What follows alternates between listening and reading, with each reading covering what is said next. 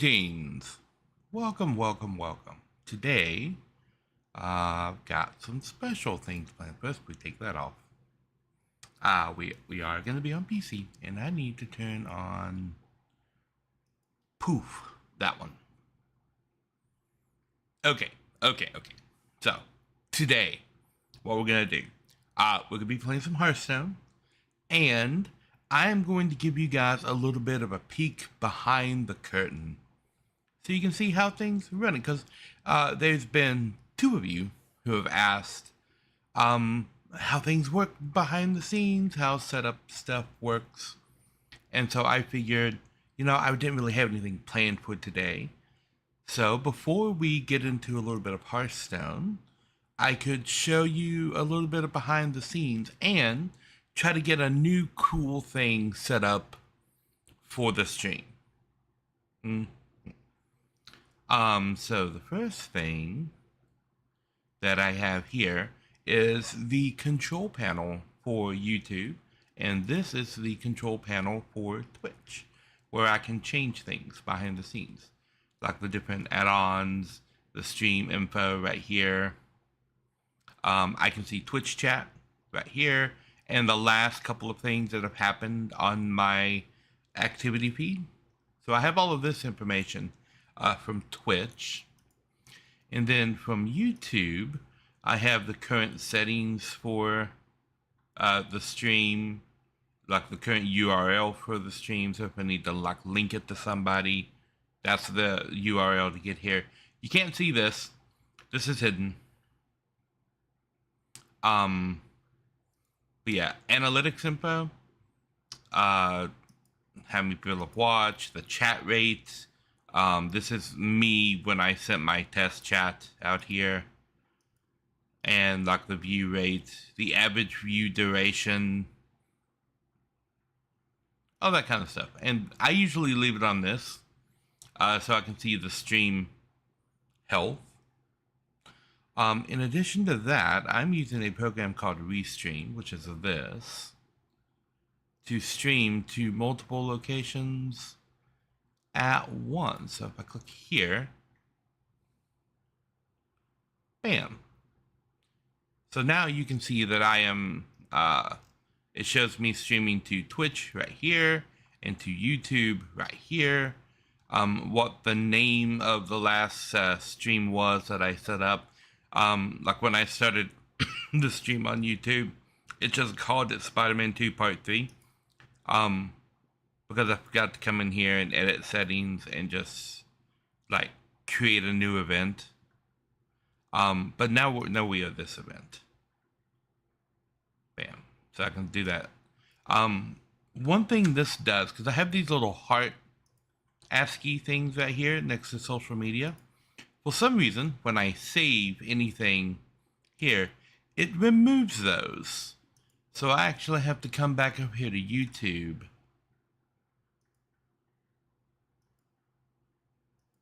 They're adding new things here. And come in here and just kind of put them back so that they reappear. Every time I start the stream, I have to do this. So I set the stream title here for Twitch, which is the title and then what the game is going to be. And then I go to my studio page, which just gives me like the basics of like everything about my channel. I'll describe this in a minute. And I have to go to create, go live, schedule a stream, and then it shows me my last couple of live streams, and I can like select one of these. Like I need to make the live stream for tomorrow. So tomorrow is going to be a Factorio stream. So the last Factorio stream I did was part 23 right here. And I think I did part 24 right there behind Baldur's Gate.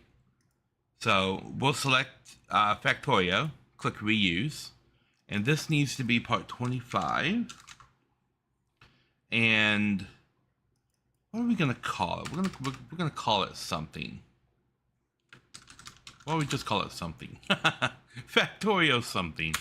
Part 25. That works. Okay. And so the game is it's going to be in the gaming category. It's going to be called Factorio. It's going to be on the Factorio playlist. And then we have to make a thumbnail for it. And I'll show you the thumbnail making process.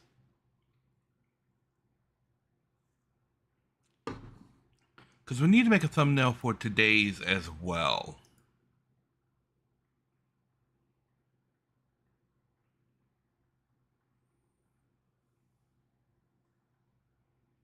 You gotta wait for Photoshop to open. Okay, now the Factorio thumbnails come in two parts. It comes in the Factorio logo that I make that goes above my head, which is this right here. And to make these new logos, what I do, this is just a font. It's really that simple. And then I export it. And the keyboard shortcut for exporting an image is Shift Control Alt W. And that brings up the export thing.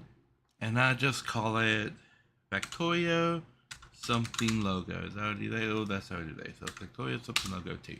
Bam. And now I am completely unorganized. That is literally just sitting in my download folder with all of the other ones that I've made, as well as all of the images that I pulled to make all of my other like overlays and stuff. I just pulled everything, dump it in here, and you can see the images that I'm going to use to make today's thumbnail right there. So that's step one. I make the thumbnail, and this is what's going to go behind my head. So if you look at my Discord overlay, that's going to go right here. The way that I set that up is I have that logo right there. So I just double click on this, click on browse, click on the new one, and click OK, and bam, the new logo is set up and we are ready to go for Factorio tomorrow. If I'm playing Baldur's Gate 3, I've already got that logo right there. If I'm playing Spider-Man 2, bam. Hearthstone, the box, I'm going to be changing that one today. Super Mario Wonder, Crisis Core.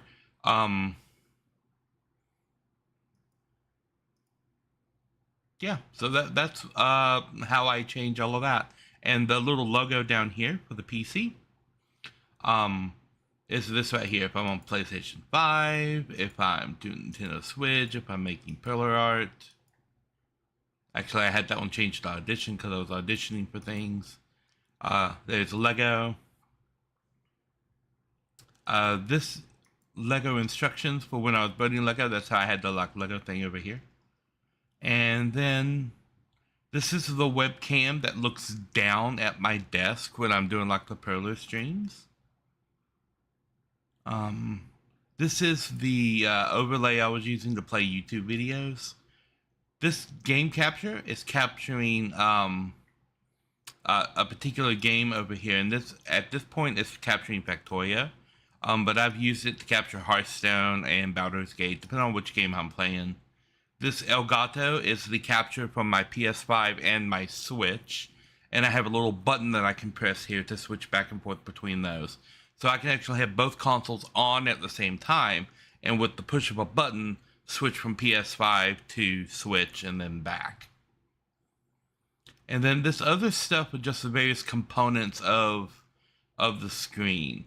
So if I turn the game capture off and the left display off, you see back here, there's this green logo right there. That is this gaming logo. That's my like little channel logo. You can see it on my my like lapel here of my gi jacket. This is the blue background behind it. We'll turn the left display back on. So you can see right here the background behind. I don't know if the gaming logo thing was showing up with me having the display off, but behind this picture sometimes there is a like blue gaming logo thing that appears. Not blue, it's green. It's green. It looks like this little star thing on my jacket. What is this? Gaming overlay. This is the borders around everything else. It kind of blocks everything off. Social media is this little tracker up here. And this is just a list of still images that is 4 different images that just slide back and forth. I'm going to make a more complicated version of that, but that does what I need it to for getting my socials out there. And I can turn that on and off. This is the chat box right here. And as you can see, when I type into this chat box, I get a little indicator right here for when it's sent to YouTube, when it's sent to Twitch, and when it is sent to Discord. And it updates all 3 of these every time I type into this chat box. So like whatever I type in here, all 3 platforms are seen. But when people are typing to me, there's a little indicator right here that tells me where they are typing from. So in this case, I know that you were typing from Twitch just now. And if you go to a different platform and type in, it's going to tell me you are on that platform, and that's where the message came from. And that is also reflected over here, except over here, it just calls me Restream instead of Narishm. I've talked with some of the developers that I'm trying to see if I can get it to where I can change that to where it says my name instead of Restream. They said they're working on it, so I don't know if they're actually working on it or not, but it would be nice if I could get that to display my name instead of just Restream. But Restream is me, and that little R, it means I'm broadcasting to all the platforms simultaneously.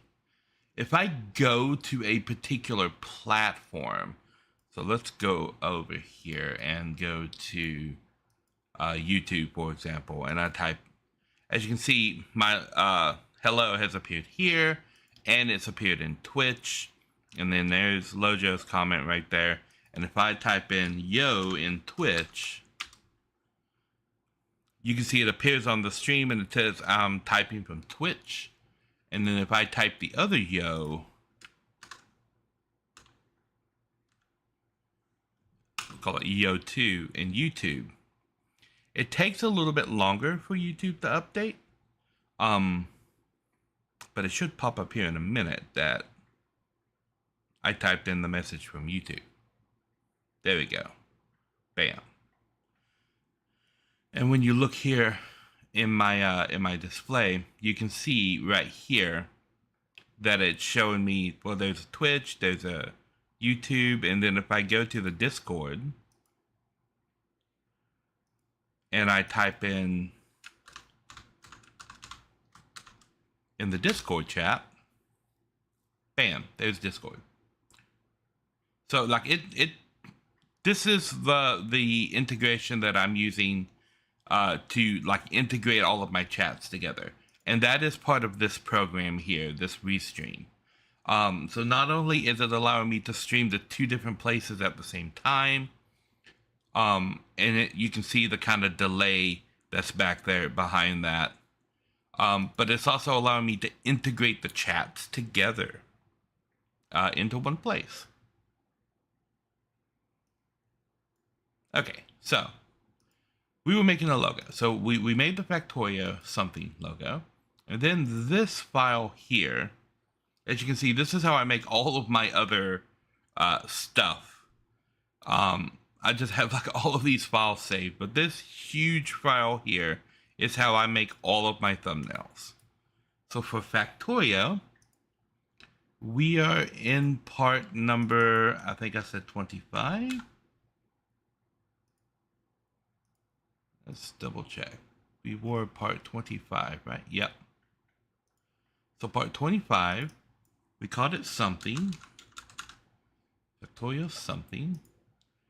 Okay, and that's 90% of the work done. The next thing is I have all these different poses for my avatar.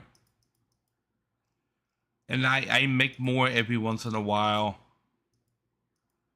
I I've never used this one. I don't know what this is. I don't know. I don't know where this came from. But it's a pose. I've never used that one. I've used that one a lot. I use that one every once in a while. That's like the basic one. This was my avatar for on YouTube for so long. I still use that on like the videos that go live. So let's see. Let's pick an avatar that I haven't picked in quite a while. I don't think I've ever used this one either. Let's use this one. I've never used the back facing the camera avatar, and you can see that the logo is also on the back side of my jacket. And if I pull up this, which is the program that actually tracks my avatar, you can see here that I can spin around, and I've actually got the logo on the back side of my jacket. You can kind of see when I switch my hair around, and you can see how long my hair is in the back, and like the jacket's the whole avatar actually has like boots. So yeah, like this is my avatar, and this is how much movement the avatar actually has. Not a whole lot. It just kind of sways. But when you're zoomed in this much, like it doesn't really like show you that the whole lower part of the body isn't actually moving. This is the same with pretty much every VTuber. All their bodies just kind of move like this. You get like head movement and face tracking. If they really fancy, they've got like hand tracking. But like to do that properly takes like mocap suits and all kinds of things. But like in the program that I used to build the model is the one that I used to make all these poses, because you can put like a whole bunch of cool poses and stuff in it. So for the same thing, we're going to just export that.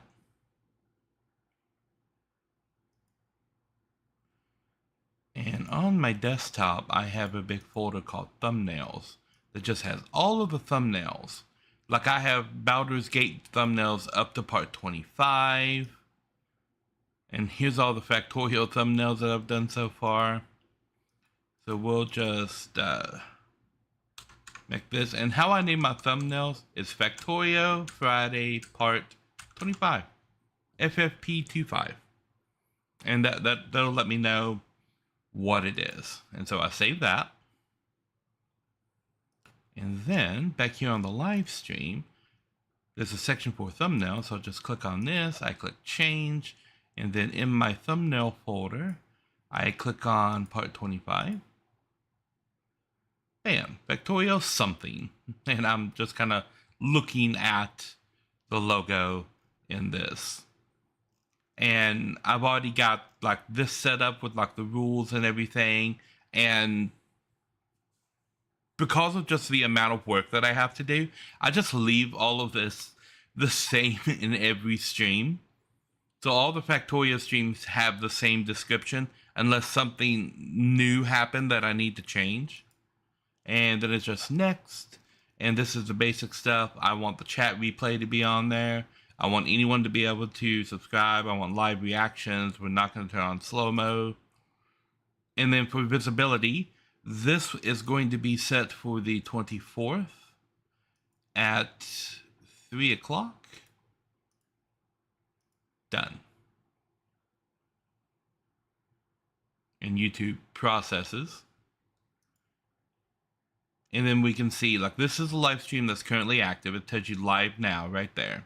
And this one is scheduled tomorrow. So when I go back to my like studio page and look at live, you can see I have, these are all the live streams that I've done on my channel.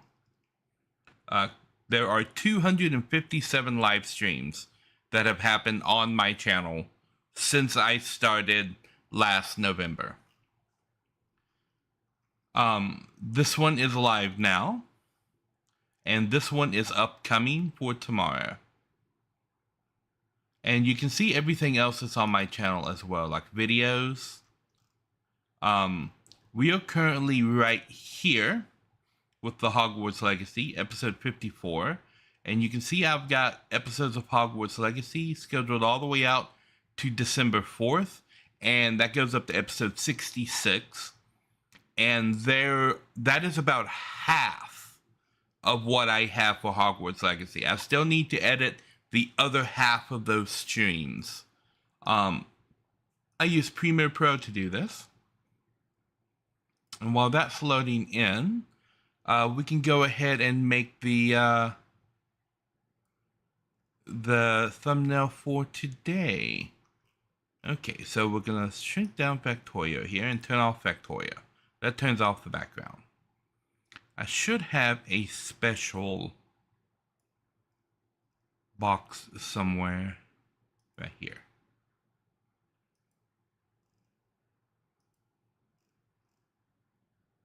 That's what I used to make the Forspoken demo. So right here in the special backgrounds folder, where did I put that folder?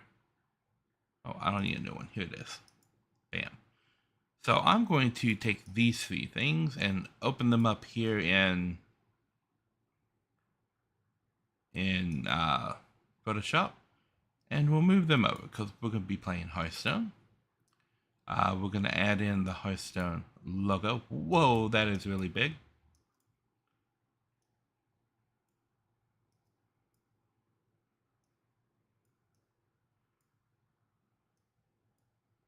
So we'll just set this to 25. And that'll give us something to work with there. And stream avatars is something we're going to be playing with today as well.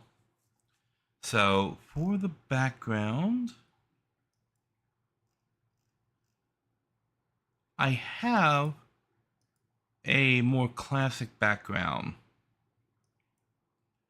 that I've used before. I want to have more like chromatic flair to it. Can I just do that? So this background that I'm using here,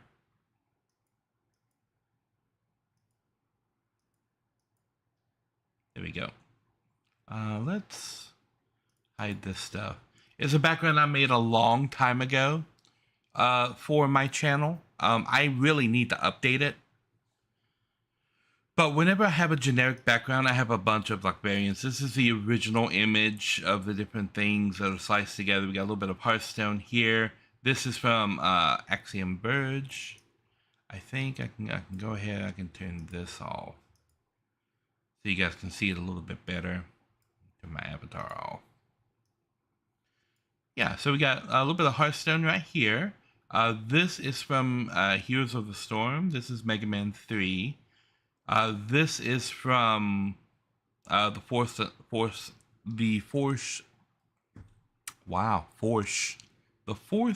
Unleashed. Axiom Verge, that's Assassin's Creed, the first one. That's Minecraft right there. That's Civilization right there. This is Diablo 3. That is Shovel Knight. That is Vega from Street Fighter 4. This is Link from Hyrule Warriors, and this is the Metroid from Super Metroid. And I have this in light green and red and blue and kind of a pinkish, an orange, a black and white, a chromatic one that's just like rainbow color. And then if I'm using any of these, I have this one that kind of makes the highlights like pop a little bit and brings a little more of the color back into the image over any particular one of the backgrounds to just kind of make it pop a little bit more.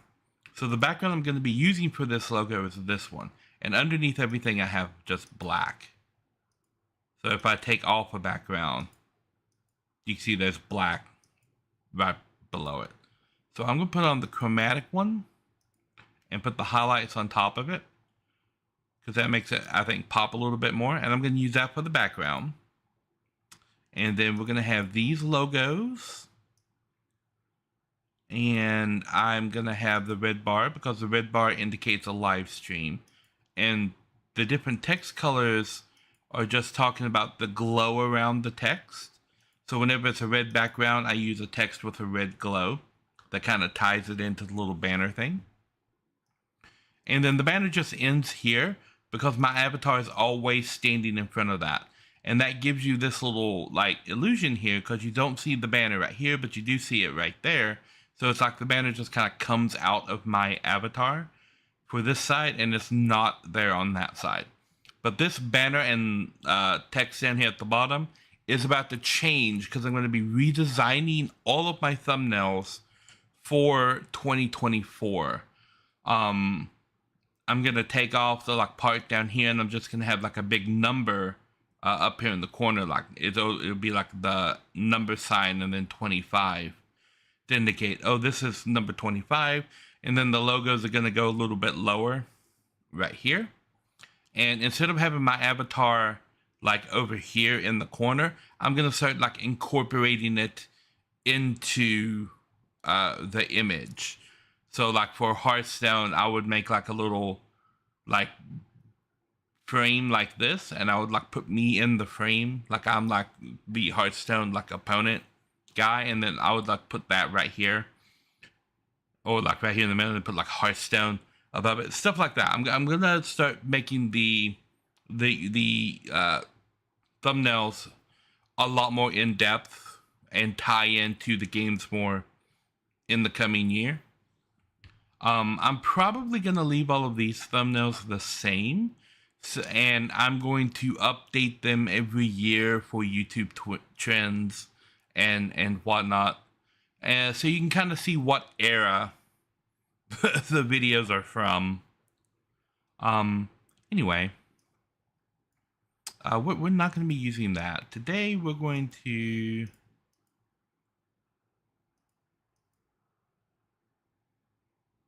There we go. Thumbs up. We will use a thumbs up. That seems like a good face. Oh, that's the wrong one. Now we want to go down here, and we're gonna turn this one off for the moment. We're gonna shrink this down maybe a little bit. Bring it down to an additional 75%. Yep. And we're gonna put that right there. And we're going to put Hearthstone above it, like right there. Bam, Hearthstone. And then stream avatars. This is pixelated, so I can break this up. And if I choose nearest neighbor, it's not going to distort it. If I make it 150% bigger. Because once I click the button here, bam. And we will kind of turn that a little bit and plop that right there. And I want that to be underneath Hearthstone. So the little corner right there pops up. And this is a bonus stream is what I put on. So I just put bonus right there. Woohoo! And there we go. A thumbnail for today. And the reason that I use the chromatic is because over here on this side, the way that it just happens to break out is we have blues and greens right here with stream avatars, and we have red, yellows, and oranges right here where Hearthstone is, and it just kind of streams over and connects pretty perfectly, I think. So we're going to save this. And once again, the same export feature. And this is going to be bonus one. That seems right. And now back here on the channel, you can see on our current live stream, which is what this is. If I go to stream settings, and then right here I go to edit. I can scroll down right here for thumbnail and click on this to upload a thumbnail, and we're going to put bonus one. Save. And now I guess I didn't need to switch that at all. I just clicked edit right there. But now when you look at this in the live channel here, bam, our new thumbnail is up there. So like every time I set up a live stream, I set up a thumbnail like this. Now Premiere Pro, ignore that. I was doing some editing for that YouTuber.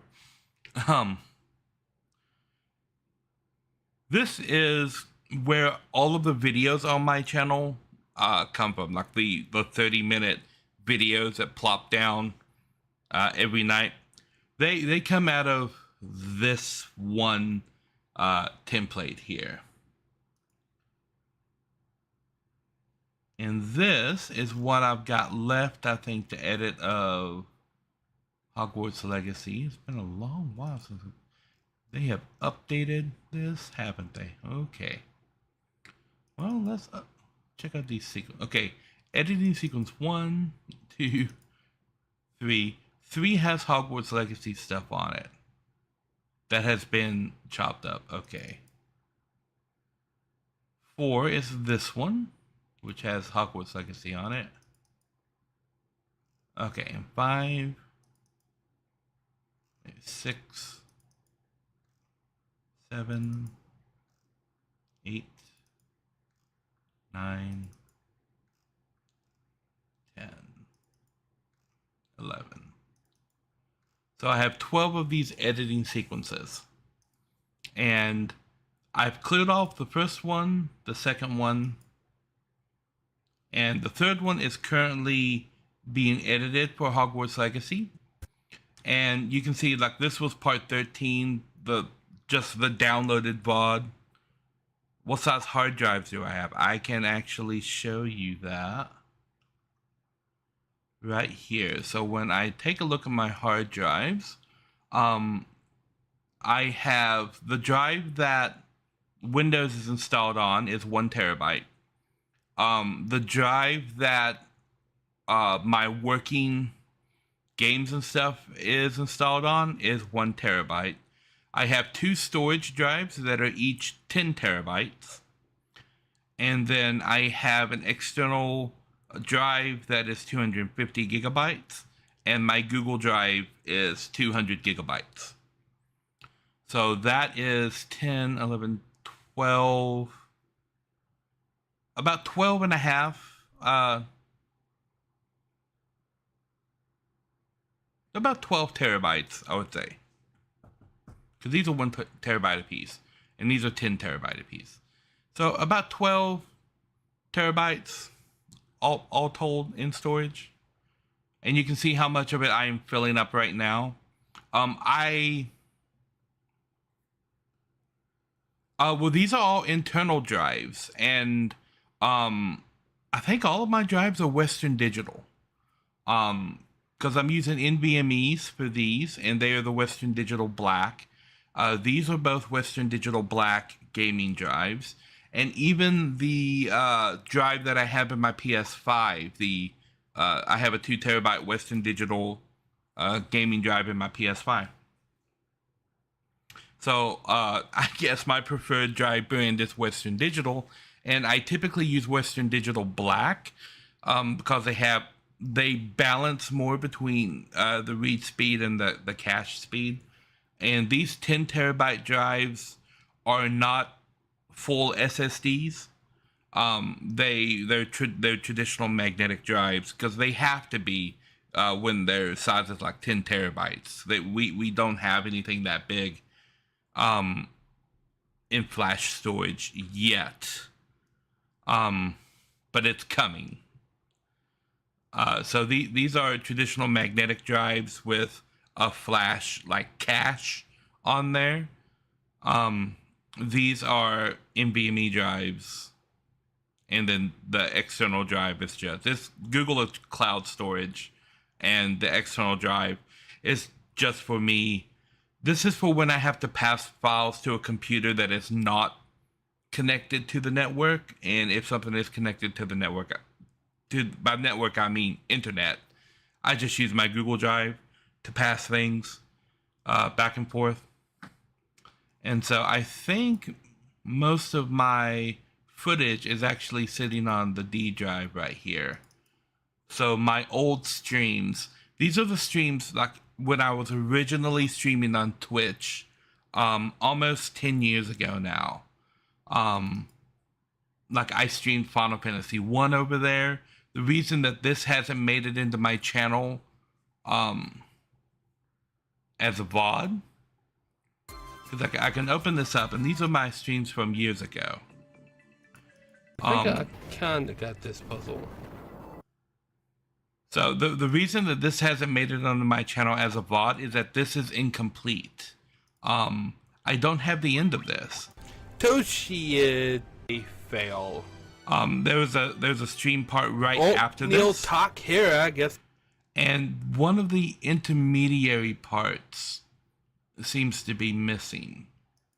There was something missing out of this, which is why I didn't post it. I have to go back and look. And the same thing for Final Fantasy 2, because I completed FF2 on the stream back then as well. And in fact, I finished it on Christmas.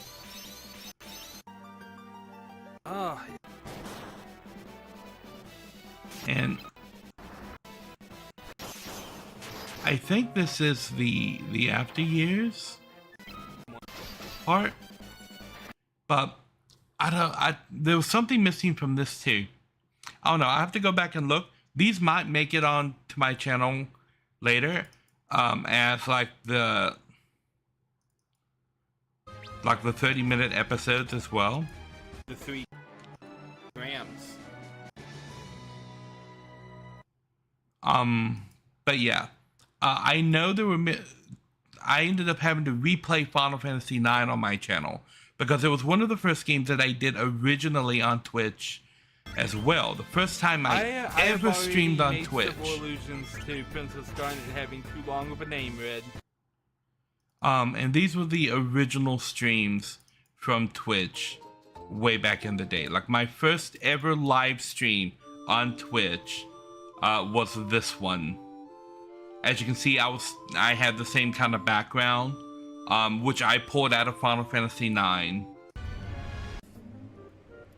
Because in this...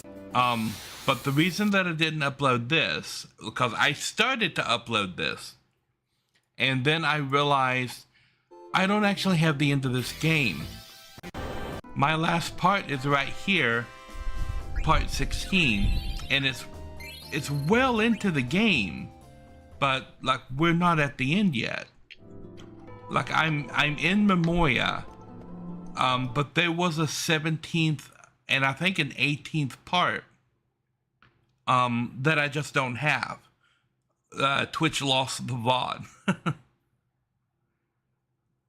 So like I ended up redoing this as my first Final Fantasy live stream because I just didn't have the VOD, and I have the originals right here. I can re-release these on the channel if it ever comes to anybody wanting to see that. I released the Zelda randomizer stuff that I found onto the channel, and this is a live stream I did. Look at my desktop from back in the day, where I was making a mod for Tabletop Simulator. I was making a mod of Ku with Final Fantasy characters for a group of buddies, and that I did it on a live stream. Wings of Liberty. This is StarCraft 2, and I played through all of StarCraft 2 on my channel. You're walking off. Me. The reason that I didn't upload it is, once again, I don't have the end. Like, here's the end of the Terran campaign. All of these credits, all of these awesome people that work for Blizzard. The problem with this one, in the middle, like, these are numbered all the way up to 10, but in the middle, I think about right here, there's some missions missing. There are 14 missions that comprise of the Wings of Liberty campaign, and I've only got 12 of them. I don't know what happened to the other two. And it's the same story with Heart of the Swarm. I'm actually missing the Heart of the Swarm campaign. And with Legacy of the Void, I'm missing some of the missions in the middle. And I have no way to get that footage back. It was on hard drives that no longer exist, and Twitch doesn't keep anything. The only reason it kept these is these were somehow turned into highlights, and Twitch will hold a highlight on your channel forever, but only holds a live stream for 30 days. So yeah, I was lucky to get any of this stuff off of my old Twitch account at all. And then here's all the new streams that I've done. And there were some interesting things that happened, like with Metroid Fusion. When I downloaded the stream, I noticed that the audio was completely desynced from the video in multiple locations. And so when I had to edit this and re-release it as videos on the channel, I had to go back and resync the audio to the game multiple times during the stream because it just kept desyncing over and over and over. I have no idea what caused that, but that was a pain to kind of fix there. So like all of my live streams I actually have stored on here, and once like here's my 3 Forspoken live streams. And to YouTube's benefit, they do a really good job with compressing these things down. My old streaming intro when I started back on Twitch. Got it in one. Oh, Forspoken. We can close that now. Yeah, so that's what the storage of that stuff looks like. The editing of that stuff. So those files right there, like with the Hogwarts Legacy, I have all those live streams. And so what I'm doing here is I go through, and when I find this section, and first I marry the live streams together, right? So I cut off the intro and the outro of the live stream, and then I just kind of blend the end of one live stream into the beginning of the next one. And I do that for all of the live streams going down. And occasionally I run into sections like this where I have to change things. Like this particular section right here is when I was having technical difficulty and the audio was cutting out, the window was coming out to the wrong size. And I had to take a little while to just change settings around and fix it. So I actually sped up the footage here. It's at, I think, 300% speed. If I look at speed duration, is at 500% speed. So you can hear my voice is chipmunked. And I like doing the speed up like this. And chipmunking the voice because, you know, it's cute, haha, he's talking really fast.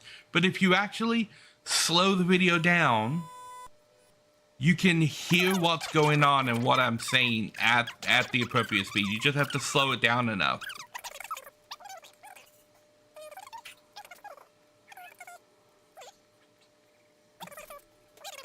Chipmunk Nari.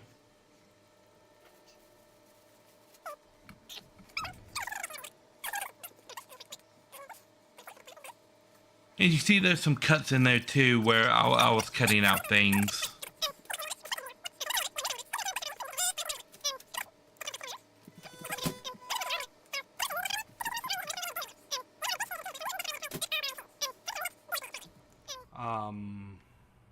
Okay, and then we're back, yeah. So, I initially just go through and marry all the live streams together.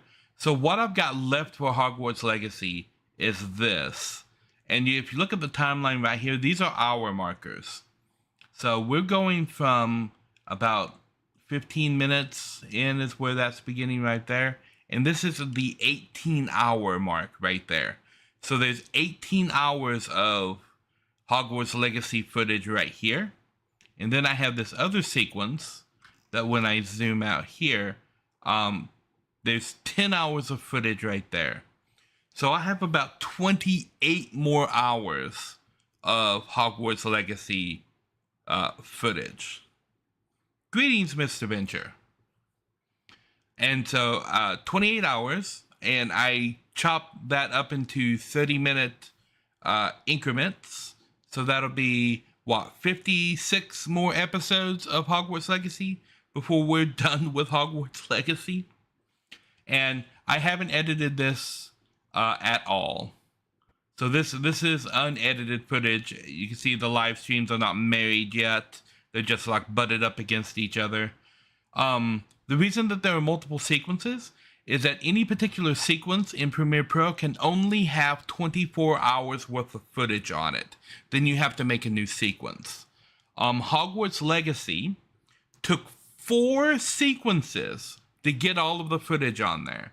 So when I say I'm halfway, what I mean is editing sequence 1 and 2 that are empty were the first half of Hogwarts Legacy. And I've still got sequence 3 and 4 left to edit and then get all of those rendered out as videos and put up on the channel. And that's what these are. These episode maker videos. So when we dive in right here, what we have is the end of the last video. So we'll start at the end. At the end of the video, the screen darkens out, and then this overlay comes up, and then I pop up and tell everybody to like and subscribe and do all that cool stuff. Thanks for watching. If you enjoyed that, you can check out the entire playlist right over there, or see the latest thing up there. Right. So this section right here, that is being hidden in the background, you may have noticed, is going to be the beginning of the next episode. So, when we look at episode 54, when I get that one made, the ending of 53 is going to be the beginning of episode 54. And it's going to be this part right here. So this part here was at the end of 52, when I was fighting that spider right there. So if we look at 52, and we look all the way here at the end, you can see in the background, the video that's going on back there is me fighting the spider. And that's what's going on right here. So you're never missing anything from the content of these videos. What's being covered by the ending credits on one video is the opening sequence of the next video. I just did that for simplicity's sake because I honestly just don't have the time to go through and edit these videos to any higher degree of quality than this at the moment. And then this part right here, at the end of the opening sequence, the background pauses, the overlay pops up, and the overlay is a couple of different parts. It's this part here, which is the border and my logo. It's this part, which is the text. And then down here, my theme music, as it were, is laid into the background right there. And then it unpauses and it just keeps going. Halfway through my videos, there's this little guy who pops up on the bottom right there and just kind of looks around. And then you get the YouTube play button and you click and it turns to subscribe and it turns to the bell. And it plays a little click sounds. Ooh. And I haven't gone through the trouble of changing the color of these. I believe it's what is it called? Label? Where's the label? Can I put a label on here? Label right there. So I can put label and I can change the color to make these like stand out a little bit more. And if I was passing this along to an editor, I would absolutely change the color of these things. But what this is a sequence. And you can see right here, I've got my Nari logo here.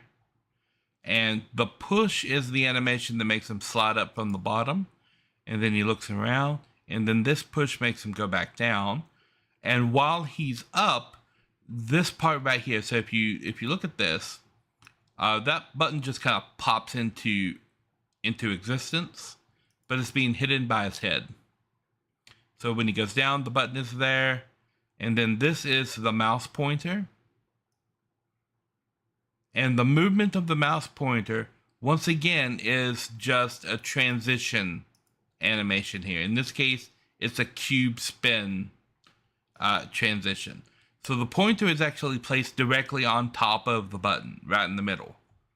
And it moves in from the side over there with an animation that is just bringing it in. You can actually see when you slow it down that the pointer is like not fully formed, because this animation is called a cube spin animation, and it's literally just like a cube rotating.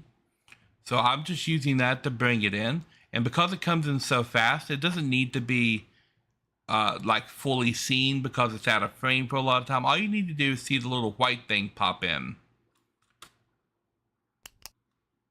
Yeah, and then the click sounds are down here. And I use the click sound to change the image from one to the next. So, and I use the barn door wipe, which kind of expands out from the middle. So when the click happens, it changes to subscribe, then it changes to the bell. And then this animation, this little section right here, is the bell wiggling back and forth. So it'll jump to one side, then the other side, then back to one side, then to one side. And all of this is a nested sequence inside of that right there. So now I can just take this reminder thing and I can drop that on any video. That's the match. And this always happens at exactly 15 minutes into the video. At the 15-minute mark, which is usually halfway through the video, this little guy pops up from the bottom and says like and subscribe. This is something that is going to be changing about the videos going forward, because YouTube has initiated a new thing. When you're watching a YouTube video on the channel, because YouTube has initiated, for me, it shows analytics and the edit video right here.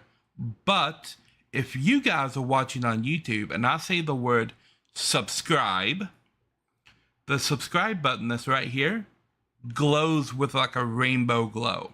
If I say like, the like button right here glows with a rainbow glow. So YouTube is doing things like that to get people to like give their call to action more. And honestly, I should be giving my call to action more than I currently am. But yeah, so I'm going to be changing this up a little bit with more call to actions during the video, because I'm setting a goal for the channel, both for YouTube and for Twitch, for 2024, and that is 1,000 subscribers on both YouTube and Twitch. That's the goal for 2024, to get to the 1K mark. So yeah, that's basically how that breaks down. And if you look over here, I've got 12 editing sequences, because after we get done with Hogwarts Legacy, I've got Star Fox 64, which is the next game that's going to be featured right there. And we've got about 2.5 hours of Star Fox 64 footage. And then we've got Tomb Raider.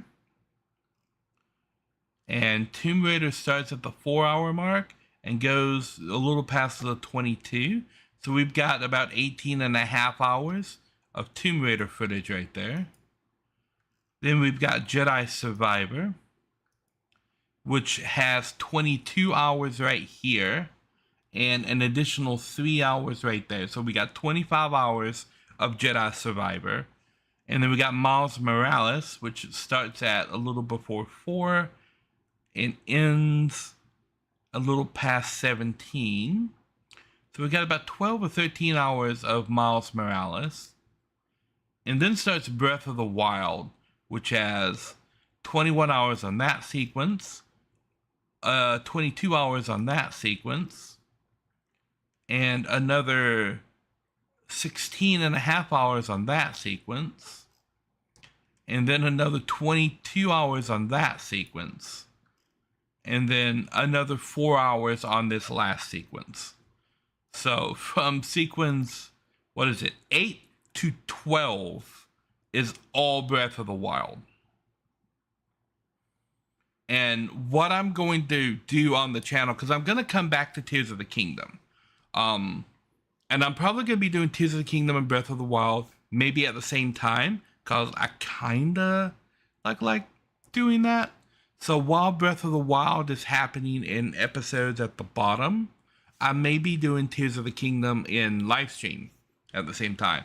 But I live stream like 2 or 3 different games at the same time. So when it comes to editing, I do want to pick up an editor to do this kind of thing for me. But the problem with that is that editors are very expensive. It isn't an expensive get. Editors make typically about $45 to $55 an hour for their craft when they get good at it.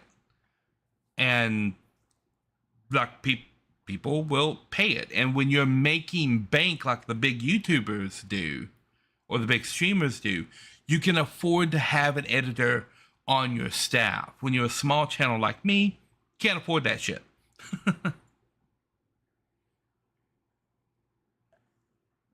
Even though I don't need like a lot of fancy editing features, things that used to happen on my channel that I would like to bring back. When I first started YouTube, way back in the day, these archived videos here, this was my first ever YouTube video. It is currently privatized, so nobody can see it but me. The reason that it's privatized is because some of the video, this was my original Legend of Zelda. I ended up re-uploading all of the Legend of Zelda because when I split from Maker, a couple of these episodes were privatized from Maker's side, and it won't let me undo them. I think it was this one, episode 15, and episode 11. It wouldn't let me change them off of private. At the time, so I ended up just having to re-release the entire series, and I privated the entire first of the series. And the same thing with Assassin's Creed. Episode 1 of Assassin's Creed was permanently privatized, but the entire rest of the series was open, which is why you see here it starts with episode 2 on September 12th of 2012. And if I expand this out, episode 1 comes much, much later. It's on the different page. But right near the end of Assassin's Creed is episode 1 re-released, I believe.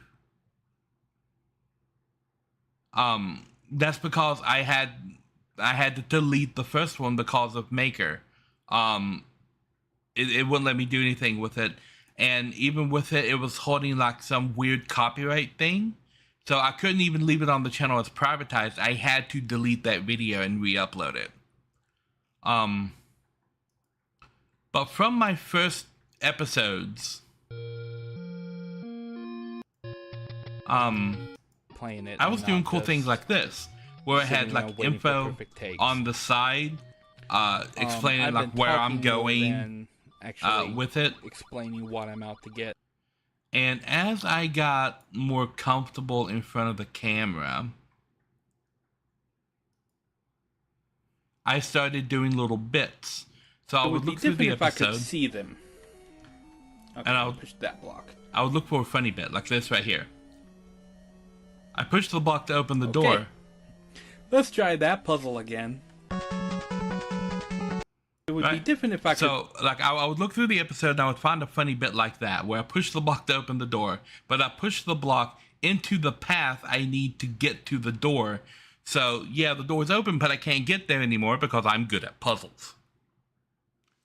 All of my old YouTube videos have a bit like this, but in order to find it, I had to scrub through the video to find something that I found rather humorous and then put it at the front of the video.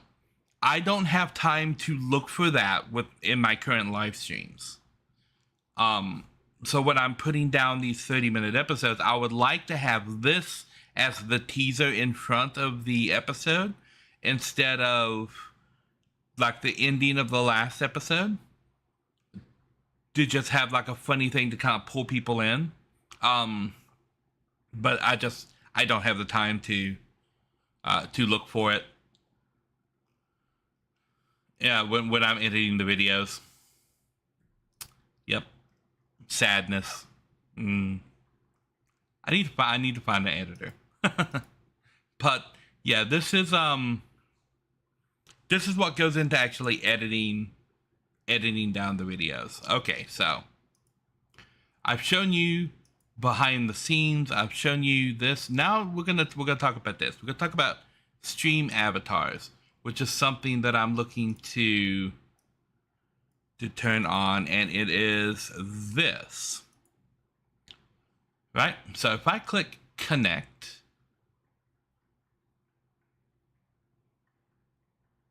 bam, we got this. And we got these cute little fox guys. Look at that. That's me. That's me as a fox. Whee! And there's blocks here. I don't know why there's blocks here. We'll delete these blocks. I know why there's blocks here because I was testing stuff. Okay, so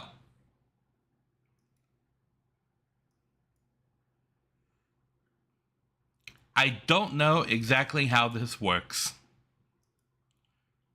but we're gonna find out. So this little fox guy is gonna be what the audience is represented as on the stream, and this is gonna be a cool little thing that I think will help out with the stream and with getting viewers to talk more in chat. So what I'm gonna do is I'm gonna bring the Discord window over here, and we're going to add a game capture right there, bam, and we're gonna call this stream avatars. I'm gonna click OK, and we're gonna tell this to capture a specific window, and the window that's going to capture is streamavatars.exe. We're going to allow transparency and click OK. Okay. Oh, look. There's Lojo. See that? Okay, so now you can see down here at the bottom, there's me and there's you. And you popped up because you just typed in chat. And so anybody that types in chat is going to pop up down here at the bottom with their own little fox, and it's gonna walk around, and like if I click on the window here, I can like pick them up and like drop them in other places, and you guys on stream are going to see that pop up like that, and then I can like make this bigger to be like the size of the window. Bam. And so now we're going to have like the little fox guys. Yes. And you see in it, it like talks too. And so this is one thing that I want to do, and we'll lock it so that it doesn't move anymore. To kind of have more interaction, like with the chat, to have the little chat guys walking around down here as foxes. But you only appear under two conditions. One, you have to be following the channel or subscribe to the channel on YouTube. And you have to type in the chat in order to get your fox to appear. And if you don't type into the chat for a while, your fox is going to poof and go away. And you have to type to make the fox come back. And so I'm going I grab these foxes.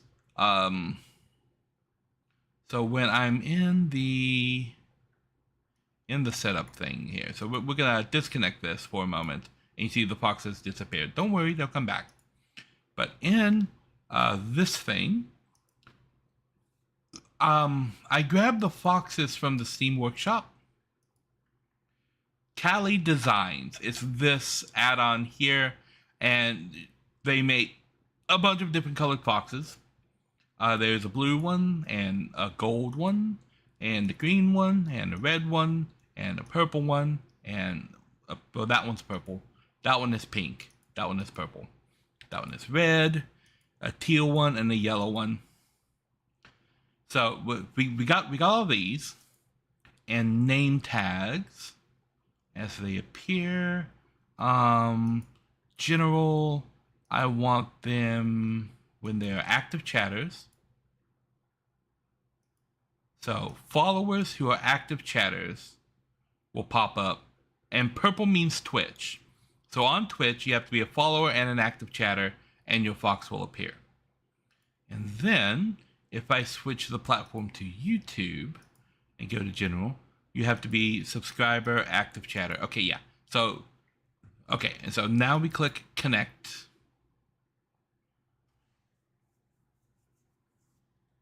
Okay, see, now you see that I'm pink, and I can change myself to be the Twitch version of me. I should be able to, right?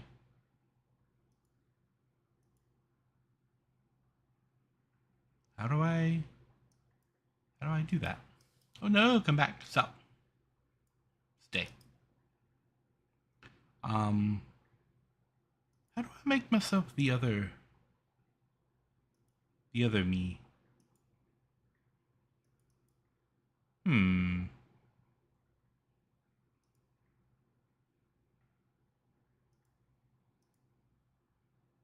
Is the avatar thing let's show? Ooh. Okay, what's going on?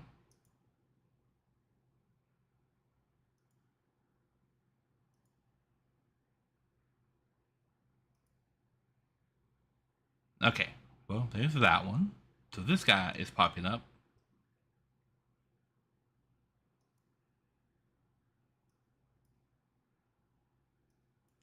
But I want it to be the other me. How do I make it the other me?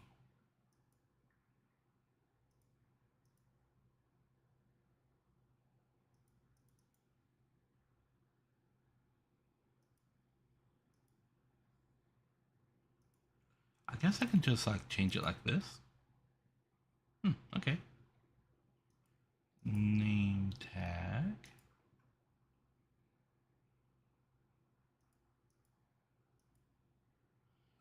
I don't know exactly how this program works yet. I want to take off the. I'm going to just delete the VTuber extraordinaire thing. Can I just like add a name tag to this? No, I can't. Follow sub mod. What happens to my mod? Oh, I can't mod me because I am the admin. It does not work. Okay. So I think if I switch this back to Twitch mode and then we connect, it'll load me in as the Twitch version, which just says Narishm. And if I make that full screen, it disappears from here. Okay, yeah. So I want to leave that like that, so that they just kind of flop around the bottom.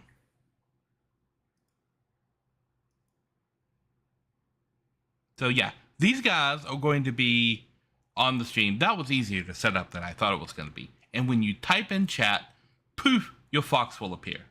And there are special commands and stuff that we can use in chat, and things that I can do. Like I can take them and pop, and I can pin them somewhere on the screen, and he'll just hang out there because I tacked him to the wall. And that's just where he.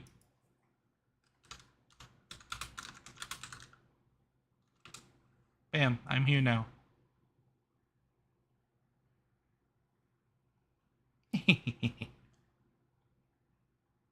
pin the fox. Yes, I can take you and whoop. We'll just go over right here and no, come back. No. Pa. Oop, too high. Ha. Ha ha ha. You're now pinned to the social media logo. Oh no, this is better. Oh.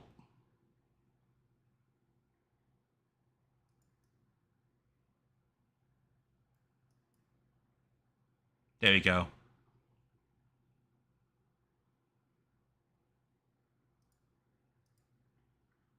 And I can make like stars. And apparently if you do commands like exclamation point jump, yay, you'll make your little dude jump. And you jump up and you get the star. And the stars actually tell you it's exclamation point jump. And there's like a whole thing that you can set up, and we'll go look at that right now. Over here on Twitch, there is an extension that I have, my extensions, that ties into stream avatars, right?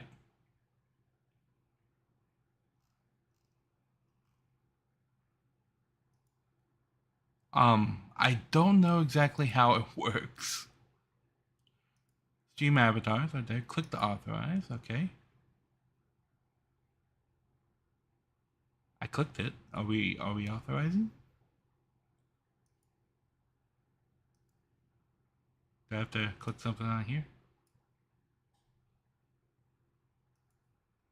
How do we authorize? Waiting for your avatar. Oh, add to. It's added to channel, right? Configure.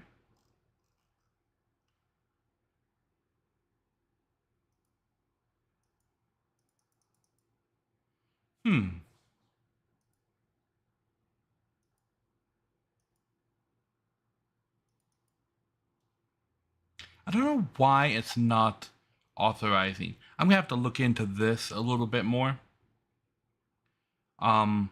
I should pop over to YouTube now, and we're going to do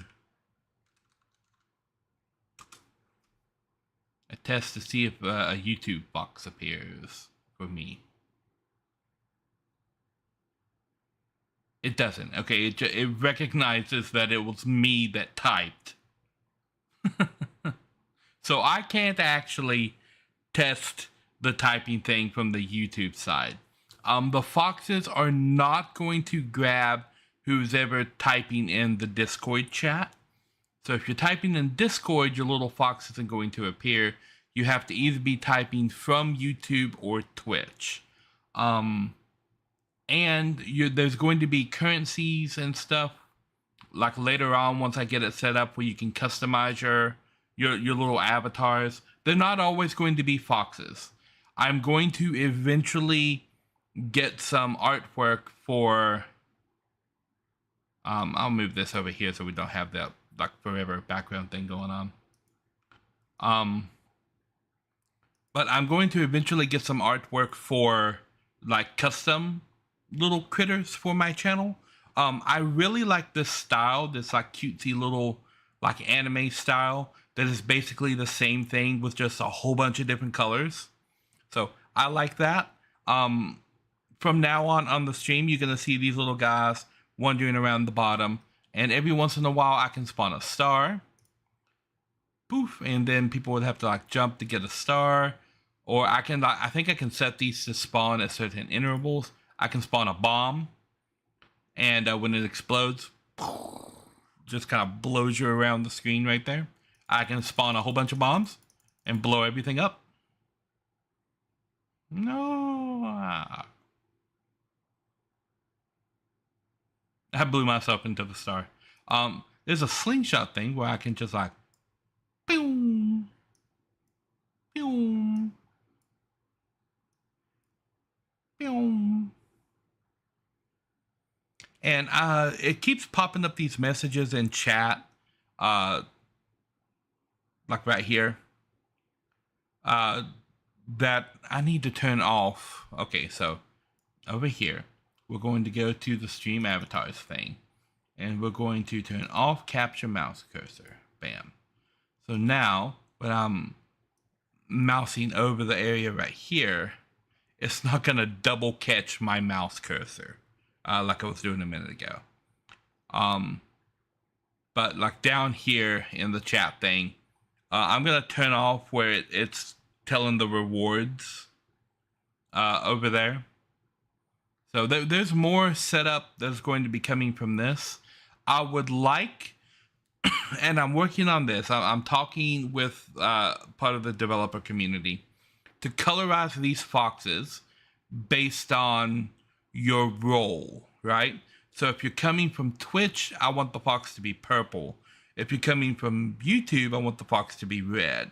If you're a moderator, I kind of want it to be gold.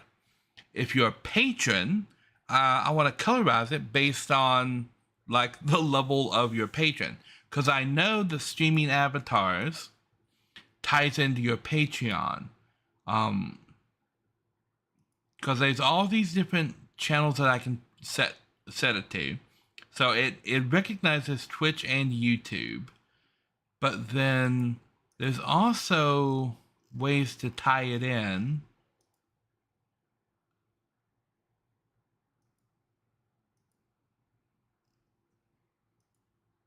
Like right here to Patreon.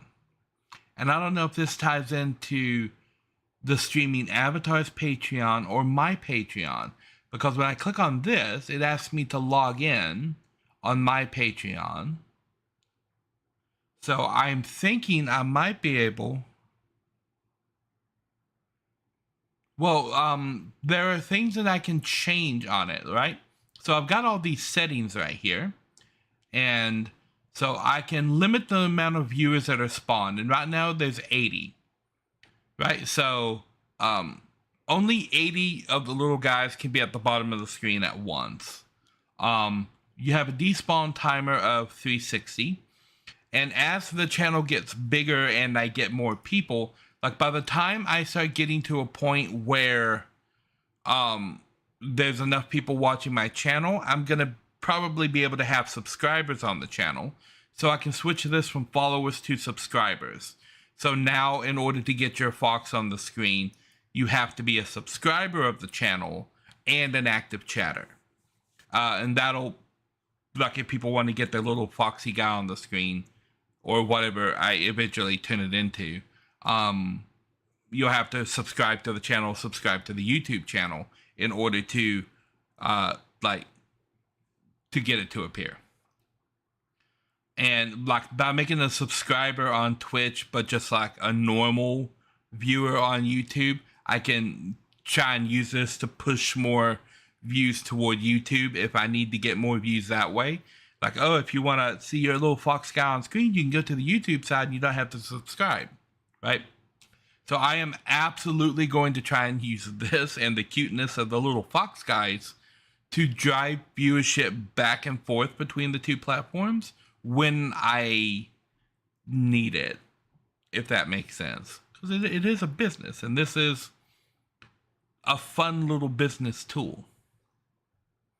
But like I can turn off the chat bubbles if I don't want them to appear on the guy. If I just want them to be walking back and forth, I can turn the chat bubbles on and off. So if a bunch of people start coming in, because I'm gonna have this like command board open if I can, to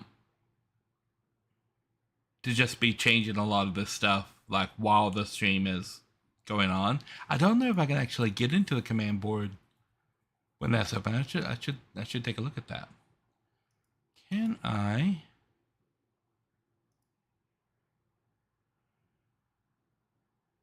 Change background color, name scale.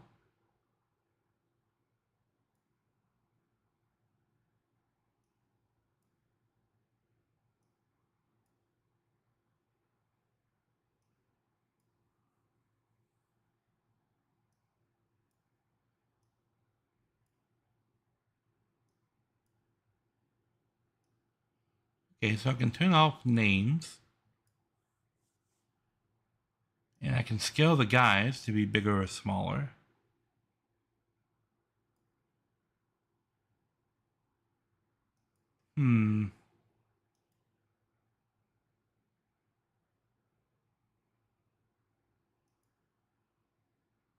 Volume. Gift options.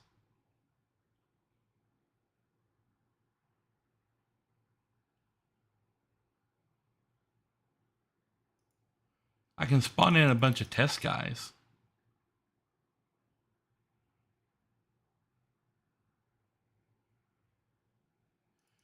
So you can kind of see what it's like if it does get like out of control. You'll spawn in a whole bunch of dudes. So if we start getting a whole bunch of people, the bottom of the chat will look like that, and just be a whole bunch of people like walking around and stuff down there. And once we get to this point, I might redesign, because I'm thinking about redesigning the background. Triples. So I'll probably redesign the back, and this gets fun if you drop bombs on them too, because they just go flying all over the place.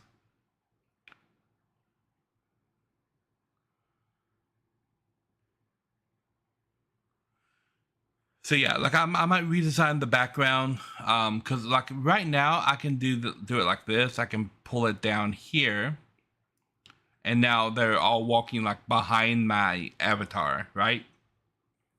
And bam, they're like back in front again. So like I can make these guys walk around like different elements of the background. So like I might end up doing something like that, like putting the chat on a window right here in front that you can kind of see through, but that is darkened, so that you can always see the chat, but you can see these little guys walking around like behind the chat, and then they can walk around like in front of the logo right here, and then they'll walk around like back behind me again. So, and you can use these blocks to like build platforms, right? So if I want them to like be able to go up like behind me, and we can make the box like transparent, right? So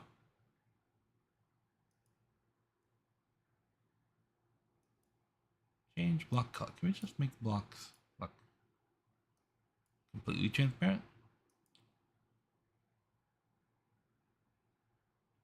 Like that. So I can just like block out like a whole like section like that, I guess, and then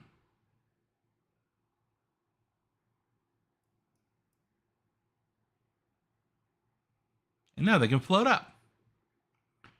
So like I can do things like this.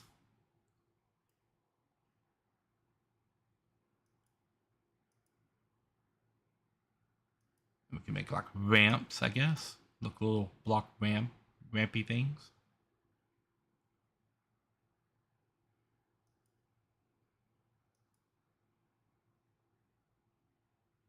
There, and we can make like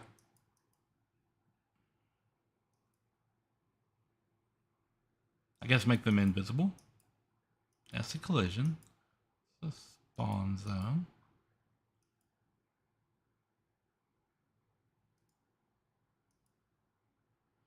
How do I make the blocks like completely invisible?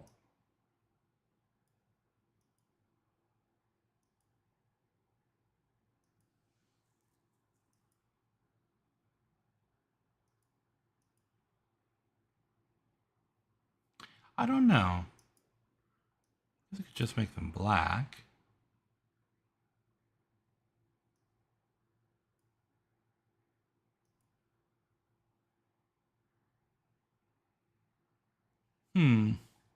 So this I'll have to look into, but you can build like structure if you want them to like walk in certain areas.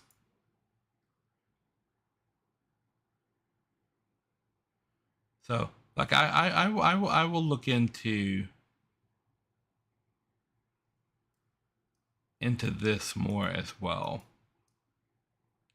And meanwhile, we can just clear all of this.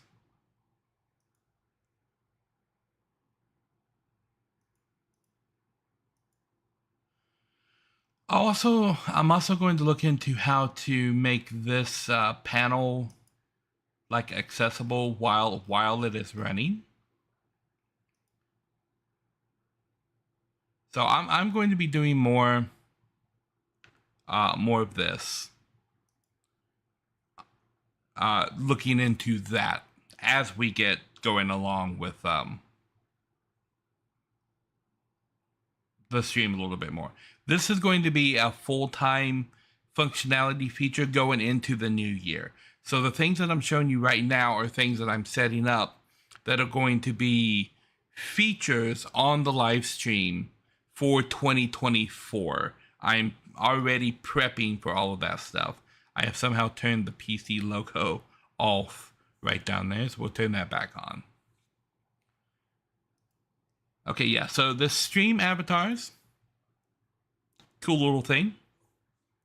I'm gonna let these guys just like wander around. I'll put this all the way back up here at the top. What I've done is I've moved the stream avatars back up to the top. And I'm gonna take the avatar window over here to my other monitor and just kind of drop it in the background with my VTuber avatar. So we'll have these little guys walking around the bottom and my avatar in the back. And anybody who chats can make a little fox appear. And in the Discord, I will keep everybody updated on these little guys and when I get everything set up for them and working properly. Yes. Okay, so I think I've covered pretty much everything that I wanted to cover. I'm also going to work on this. I don't know why this is not working.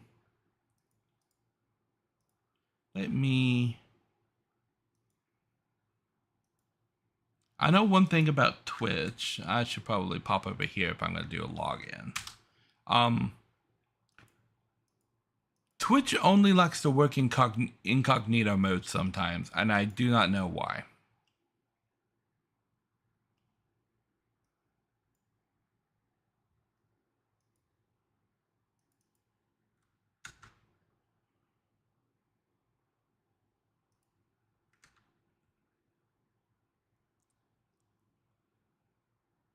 So if I pop over here and then click this.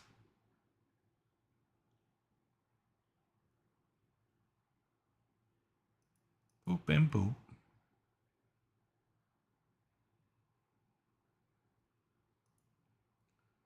And then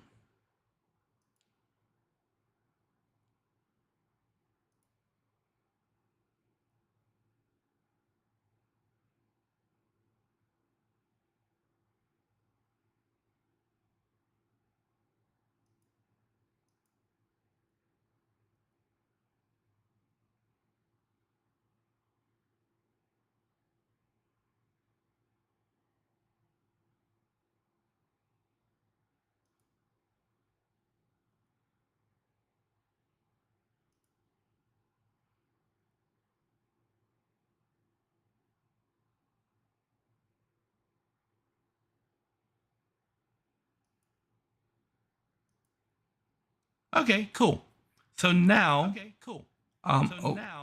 I should mute the stream. Okay,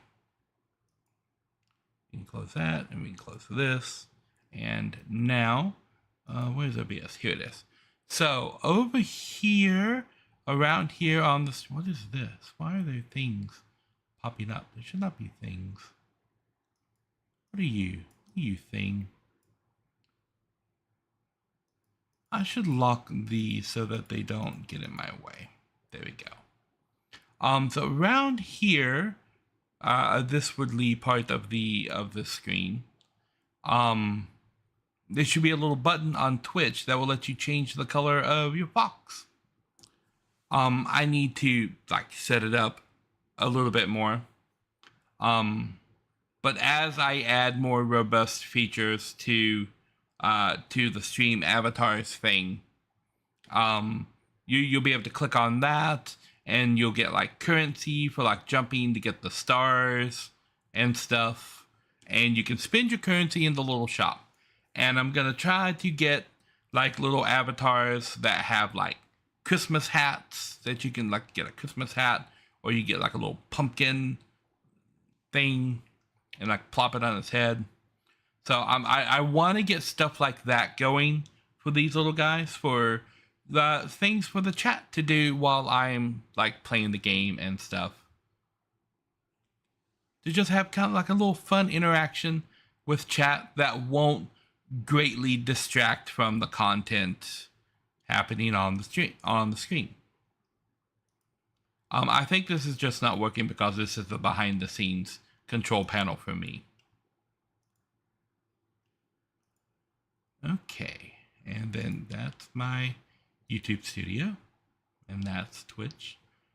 All right, so we'll move this over here, and you can see my desktop, and I need to turn on Hearthstone, because now we can play some Hearthstone. Did I? Oh, I didn't do something. Oh, okay. We gotta turn No, we don't. No, I got the Hearthstone logo.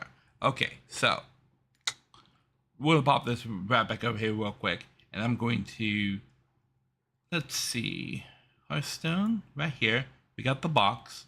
We're gonna change the Hearthstone logo from the box to Hearthstone right there. And it's a drastically different size, but that's okay. You'll just resize this like that. Drop it down right there. Move it a little bit more this way.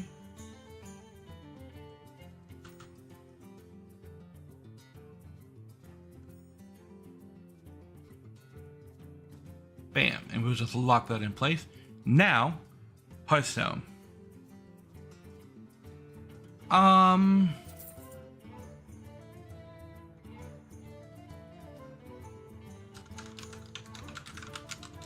Let's see.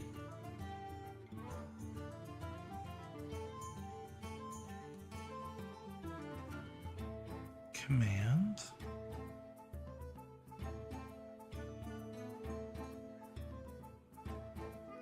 Okay.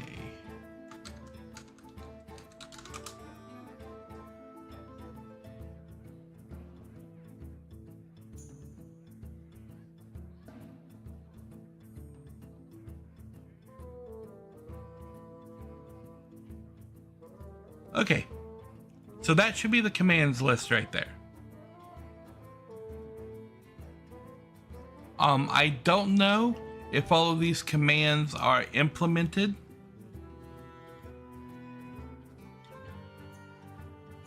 All of them probably most certainly are not implemented yet. If I bring this up here, you see we have jump, left 20, right 40, so you can move left or right. You can make him sit or stand or attack another specified user. Dance. Let's see if dance happens.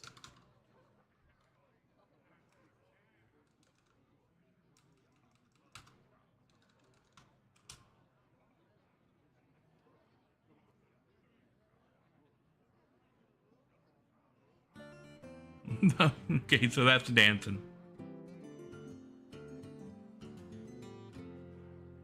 Apparently there's a fart image animation. Let's see if that works.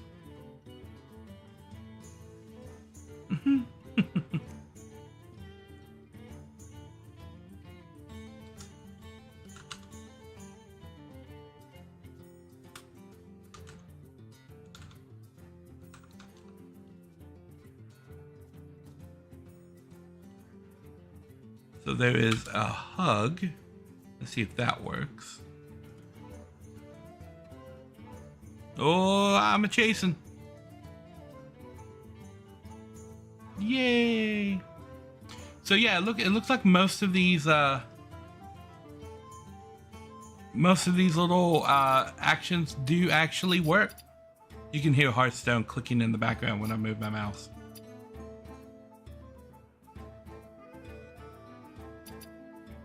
There goes your little dance.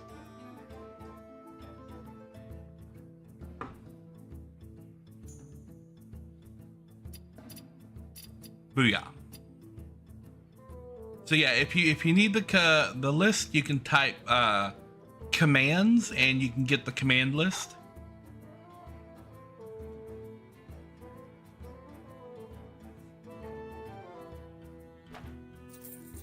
Okay. Meanwhile, we need to turn on game capture and turn off left display. And well, if I turn off left display, you can't see what I'm about to do. Game capture is capturing Factorio and it needs to capture Hearthstone. So I click OK. And when I turn off the game capture, now you should see Hearthstone. Nope. When I turn off left display, you should see Hearthstone. Bam, there it is. Game capture for Hearthstone. Okay. So, now we're going to play some Hearthstone. A little bit. I'm going to be playing for probably like another half hour or so. So we can do a little bit of Hearthstone right here at the end. I've managed to acquire 20 more packs. So let's open some packs and see what we can get. Anything special?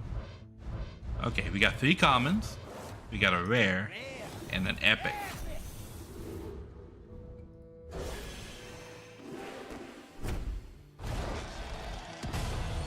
Okay, we get anything special? Ooh. We got 3 commons, a rare, and an epic.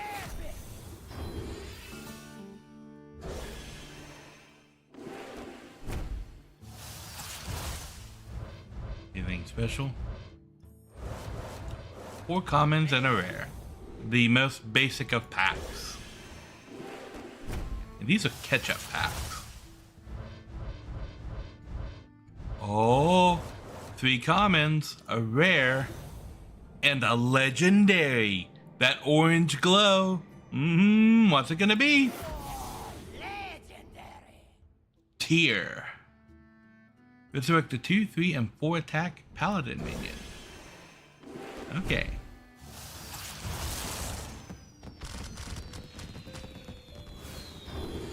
$13 cards. I think I'm getting pretty well caught up. There's less and less cards in these packs. Another 13. Okay.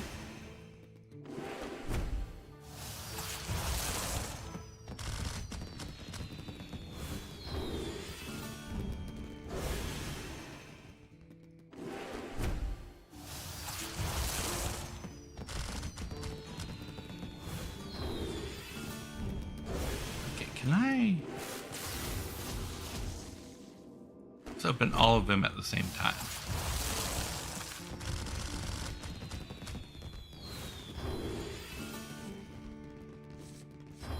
Pounce Around featured Corona. 138 card. Wow! So many cards. Okay. And then we most definitely got some Chivos popped here.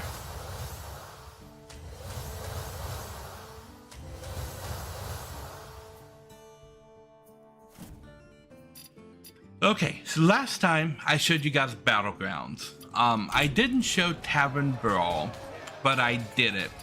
So we'll wait for a new Tavern Brawl, which will probably be next week, before I show you guys what that is. I built a deck and I played a little construction. I built 2. I built a Paladin deck and I built a Mage deck. I haven't even tested the Mage deck yet. I don't know how good it is. The Paladin is awesome. As you can see, I've already got myself up to gold 6. So I'll show you the basic idea behind my Paladin deck. that will hopefully let me climb like all the way up to legendary. Oh, I can't do it now, but I forgot to change the game and the thing. I must protect the wild. Okay, I want one of these. But I'm looking for more lower cost things to do on the first turn. One of these guys is good to have. This guy is a later in game thing. Let's change this to Hearth.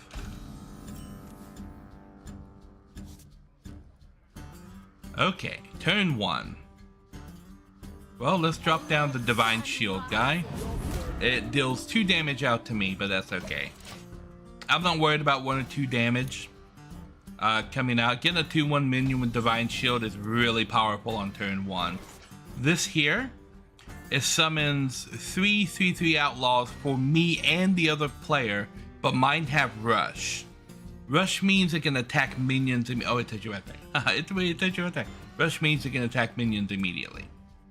I'm going to hold on to that because I'm going to combo that with this. This card and this card make a combo.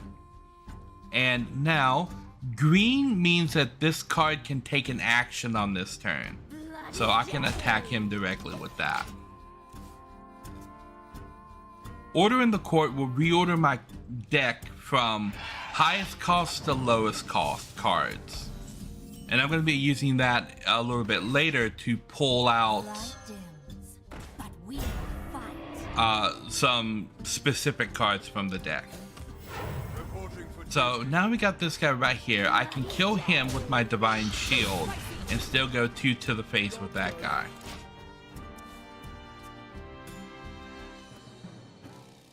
So let's see how he plays a coin, so he gets 1 more mana. We all exist in harmony.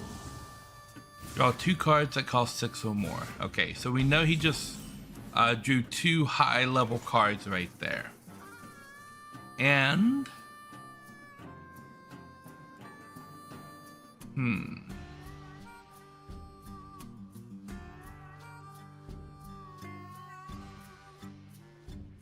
I'm gonna go ahead and play this guy and this guy.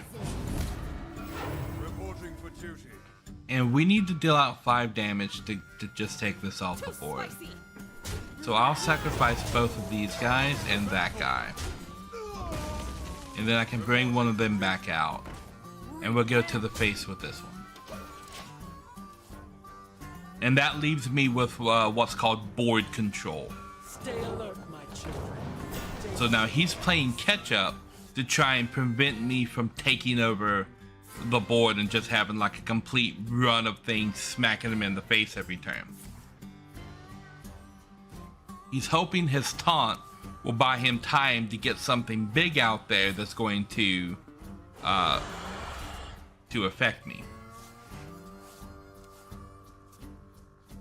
Dragon Tail, okay. Alright. Reporting for duty. 1, 2, 3, 4, 5. To battle! To battle! Bloody day.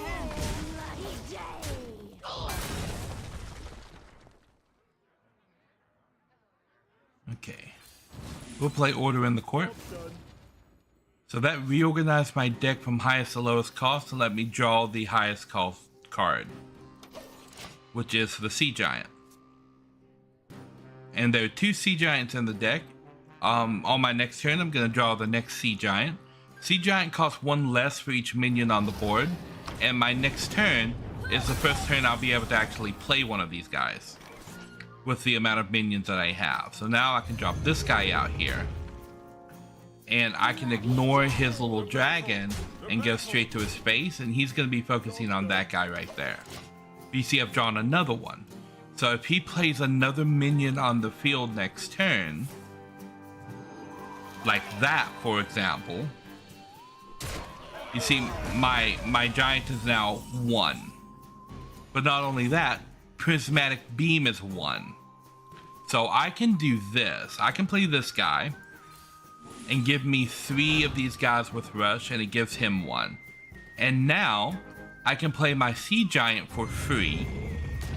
And I can play Prismatic Beam, which is going to deal 3 damage to all enemies, which is going to wipe his entire side of the board. And then that one guy right there, I'll wipe him out with that. And I'll summon this. Reporting for duty. And now I have complete board control over him.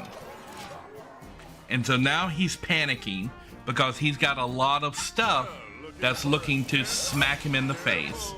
Okay, he counters with a board clear. Like that's completely expected with a deck like this.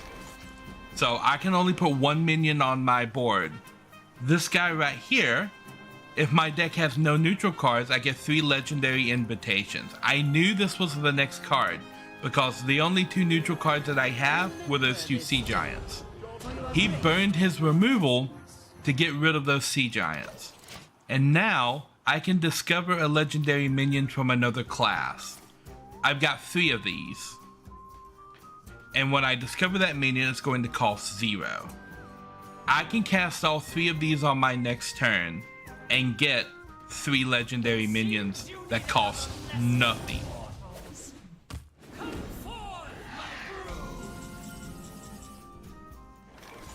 And see, I've got my next legendary right there. My minions can't take more than 2 damage at a time. I've still got a Prismatic Beam that can wipe out that whole side of the board. And we've got legendary invitations. So let's see. Duplicate your hand or summon copies of all other friendly minions. Duplicate my hand is going to duplicate my legendary invitations. So now I've got 2 more of these things. Draw 2 spells. Mom, Paw. Oh, okay, yeah, I see it. So we'll equip Mom, Paw.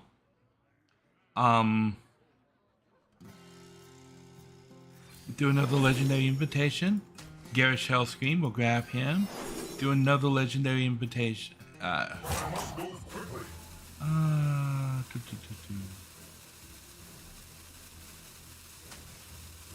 That, we'll go ahead and do that because I don't want that to pop up. Burn this. Play this guy, smash you in the face.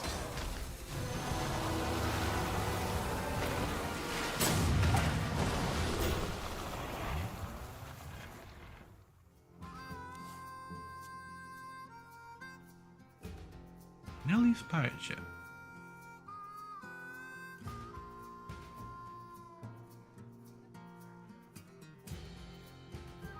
Do I get to do the discovery on my next turn, or did you just delete my discovery game? You delete my discovery? The virtue of the wine.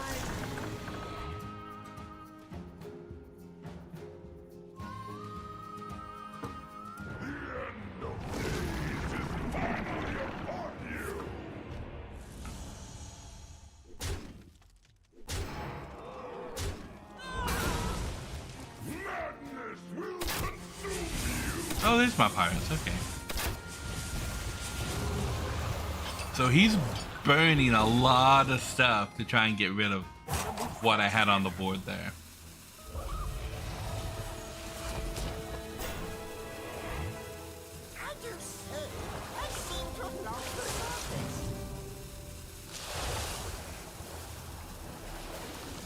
My hand is too full. Who knew? Let's see. What do I take?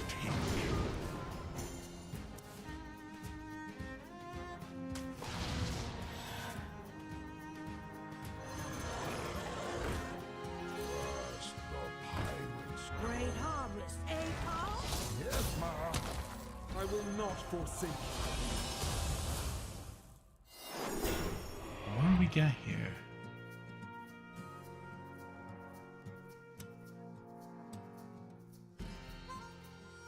Okay, we will do that for sure.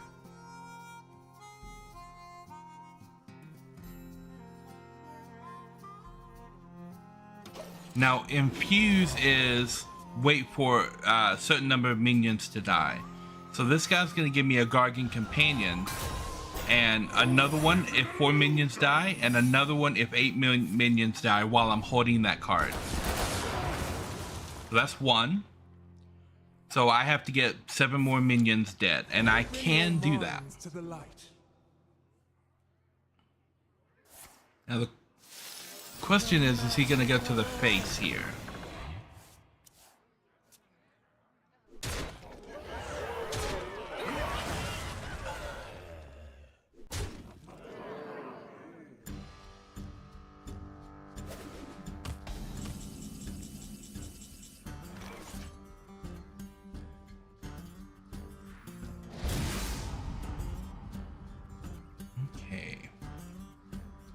Don't need another order in the core.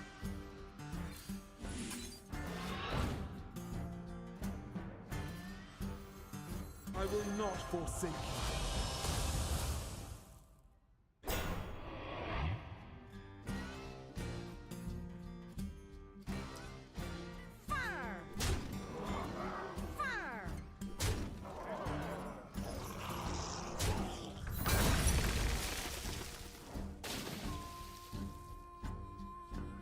Pillage the village.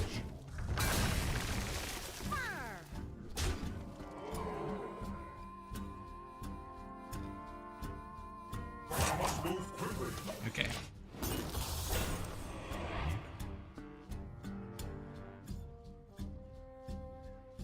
So in this situation, he has board control at the moment. Once. Oh, I see.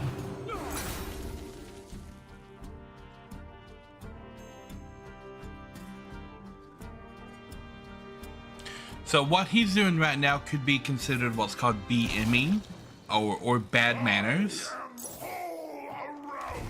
because he has a kill on the board at the moment, but instead of respecting your enemy's time and like go ahead and taking the win when you could have taken it, which he could have, he's decided, oh, I'm just gonna play a whole bunch of cards and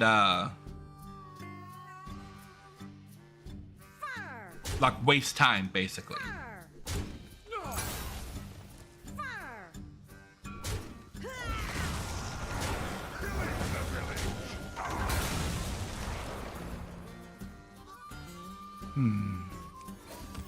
Reporting for duty. All I can eat.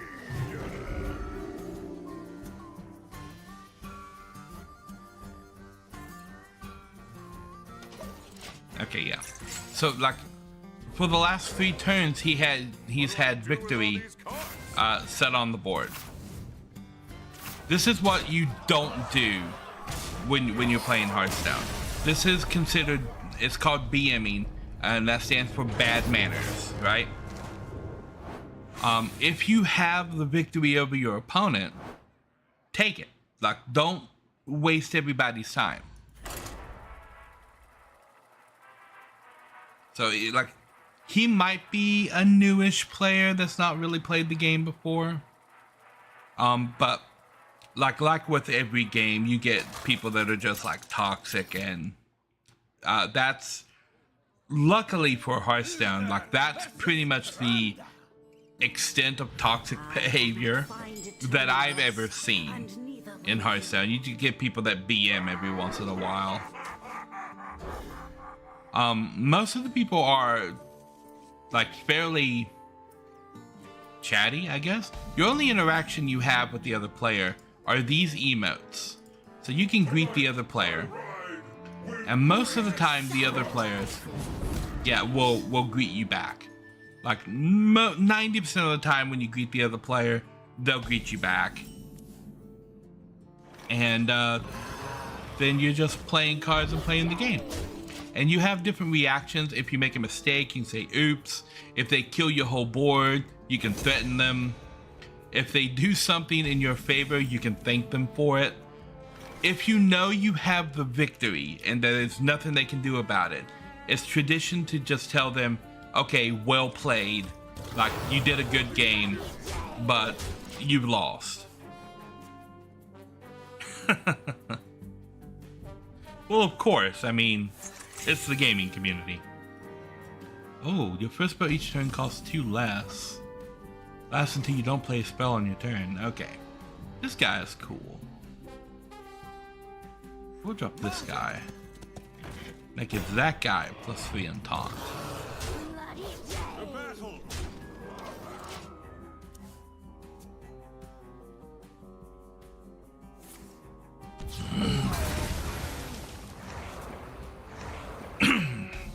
That activated the infuse on both of these. And my coughing for some reason. So, I can play this guy. Which plays 2 of my Silver Hand recruits with Divine Shield and +2 attack. And I've got 2 of that guy, so I can play him again next turn. And I've got this guy, which is going to summon 2 1-cost minions from my deck. Okay, what that was a silence. So he took away the buffs that were on my my guys over there, but that's okay because I can bring out this guy and just do it again. And then summon another one over here, For duty. and then ignore his guy on the field and just smack him in the face.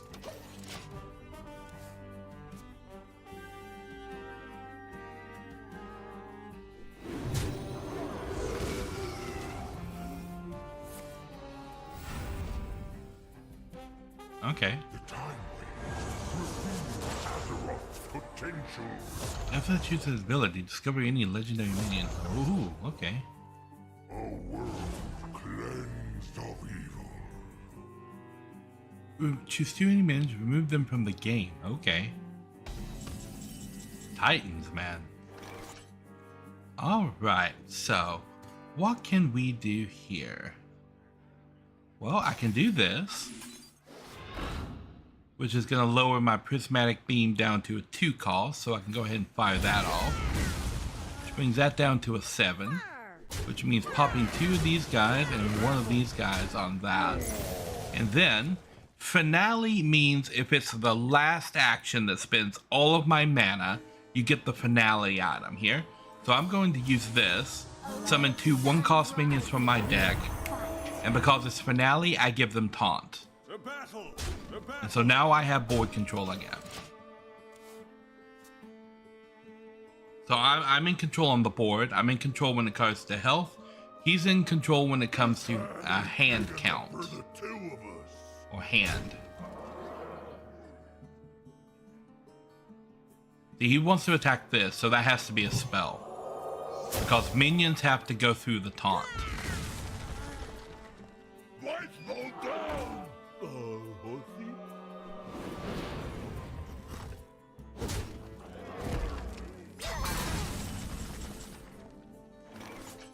Okay. So this is gonna be a fun little thing here. This totem is going to spawn out one of these guys at the end of every turn. This and this activating here. Now every time something attacks, it's gonna get +2/+1. To battle! And now I get another one of these guys. And this is an aura. Any friendly minion that attacks, it gets +2/+1, and it lasts for 3 turns.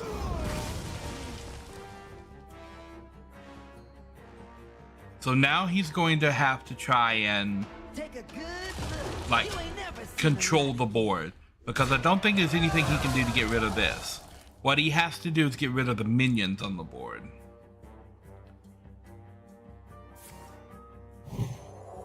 So, like, we'll see what my board looks like at the end of this turn.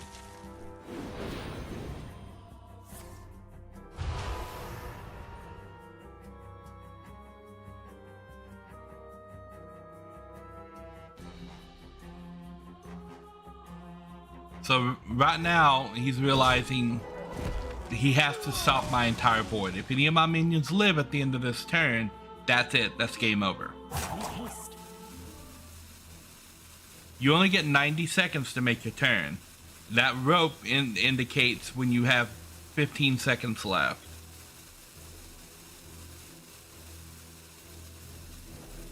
So I think it's safe to say well played. Slay! Well played! Because when my turn starts, Reporting for duty. he loses. The battle. Game over.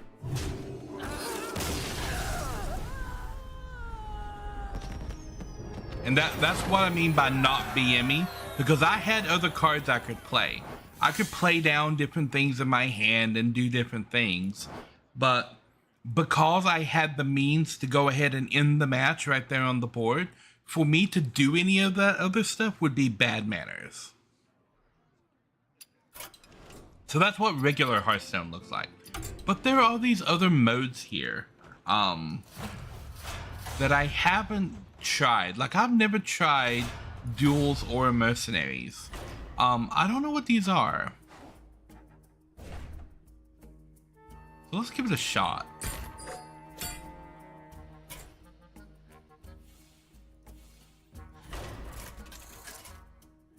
Hacking provision. Let's see what we got. Time death blow abilities. So they get to killing time abilities? Oh boy, this is new. Select this merc, okay. Prepare this ability, Crusader's Blow. Attack an enemy. Select this merc. Prepare this ability, Arcane Shot. Deal damage to an enemy. Job's Fight. Merc shoots their prepared abilities automatically in combat. Destroy all the enemies to win.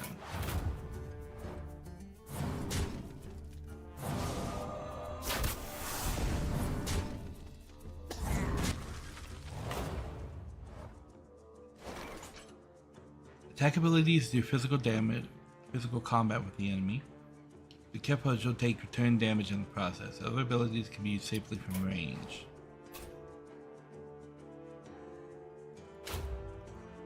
Okay.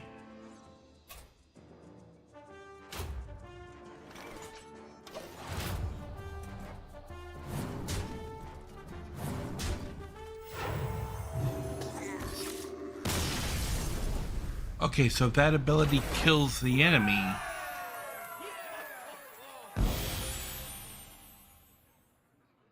okay, they leveled up. Arcane Salvo.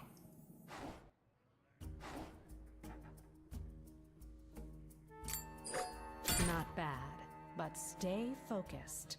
You've got company. Okay, so do I just like keep these cards and level them up throughout the thing here? This is an entirely new way of playing Hearthstone. Combat resolves based on speed order. The lowest speed abilities go first. Speed ties are random. I take this. Oh, and that. That's 6. That's 7 and 5. So if I ready Arcane Salvo, and then I ready Crusader's Blow on that. Arcane Salvo will go first. I take this. Gimme. Gimme. And that. Okay. So Arcane Salvo, and then we'll do that, and that's gonna heal this guy.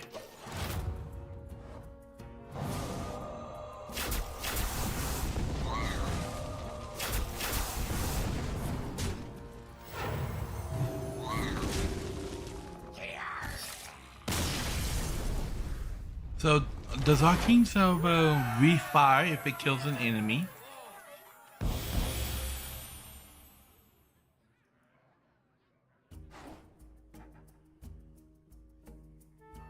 Okay. Well done. I have recruited a third mercenary for your party. Zarella. Okay. I have a feeling this is a tutorial for mercenaries. Fishing in the Well of Eternity? I don't think they would let you do that. What does blue mean? Oh, that's what blue means. Caster, fighter, protector. Mercenaries can do 2 times the damage against each other. Casters do 2 times for protectors, which do 2 times against fighters, which do 2 times against casters. Okay.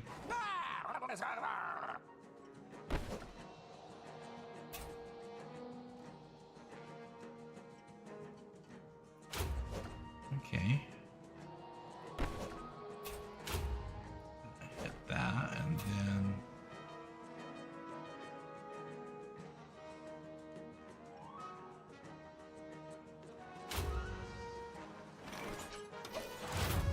okay.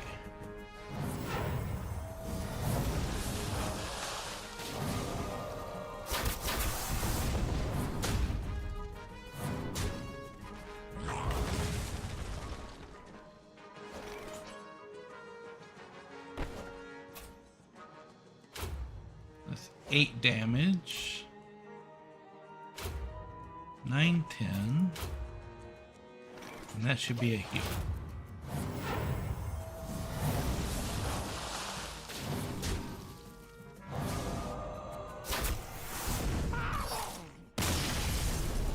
Booyah. Okay, I can see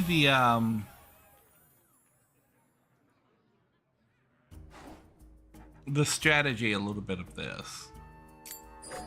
Swift and efficient. I like it. Lucky for you, another mercenary wants to join your crew. Gromish Hellscream. Okay. See that gem above your target's head? Pay attention to it. It means you can expect more fighters in this battle. Looking for group in Baron's chat. Oh my god, Baron's chat. I remember that. Back in the wild days.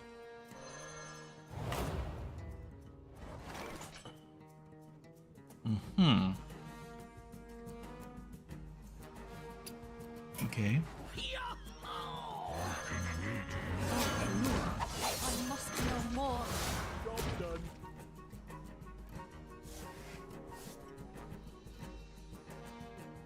Okay, so I can have 3 in the battle and 3 on the bench.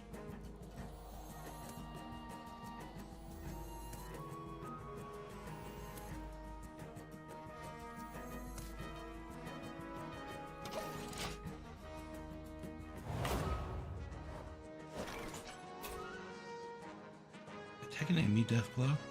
Give +5 attack to your horde characters. Oh, these are both alliance characters. Okay.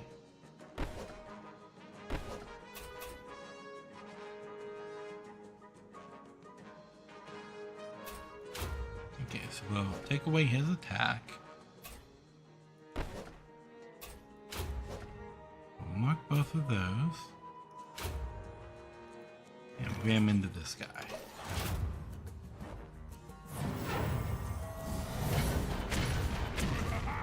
Target practice.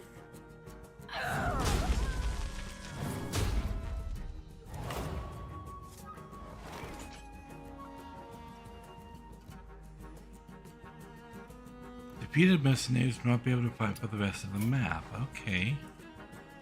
For the Alliance and my family.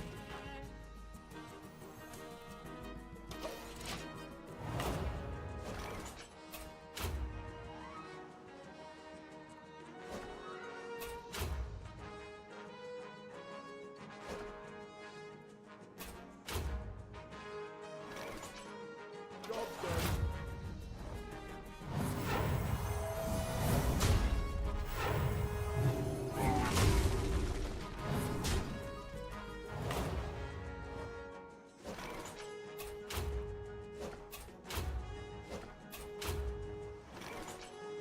Job Okay. done.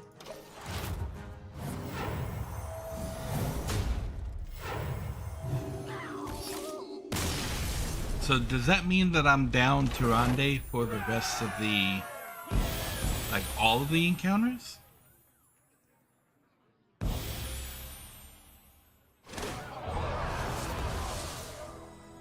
Taunt. Okay. There is the target. Get into position and eliminate them. Captain Hogger. What do I get? Okay, let's try the boss. Blaming the rogue. Blizzard is a little too on the nose for some of this.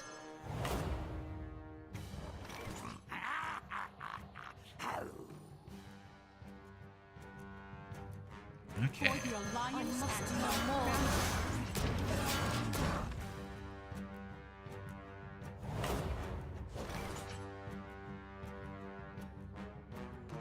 The enemy has prepared toss weapon. Give all your attack to another character this turn. Attack an enemy, okay.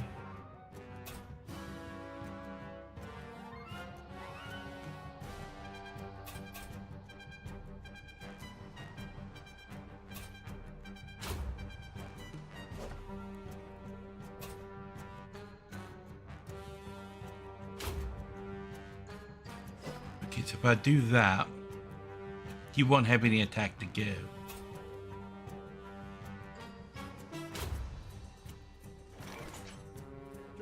We'll focus that guy down first. Now, he doesn't have any attack to boo. What? No attack?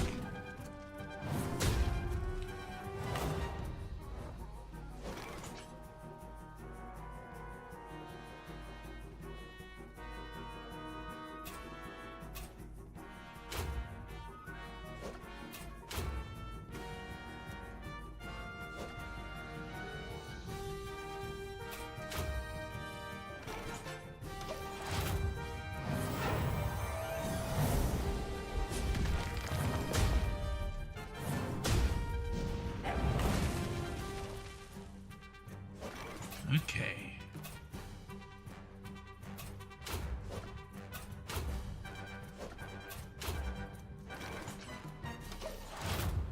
Booyah.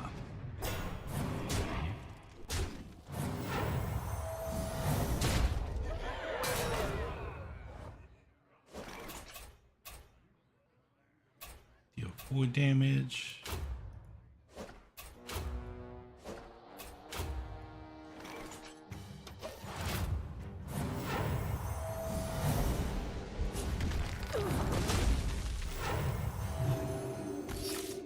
There we go, victory. And that was the last encounter on the map, so it doesn't matter if they died or not. Zarella now has flash heal. Okay.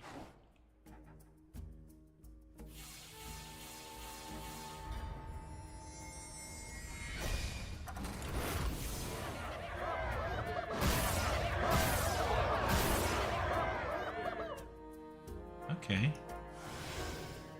I think this life suits you. Sure. Bounty complete, Captain Hogger. Turns us around 13. Welcome home, mercenary. It's not much, but with a little effort, this place will become the heart of your operation. Oh, so I can You build have out enough things materials here. to construct a new building. Do it now. Oh, that's what this is. Okay. Tavern. For free. Visit the tavern. Okay. Select this You mercenary. can upgrade a mercenary's abilities with that mercenary's coins. Try it now. Okay. Excellent. Preparation is often the difference between defeat and victory.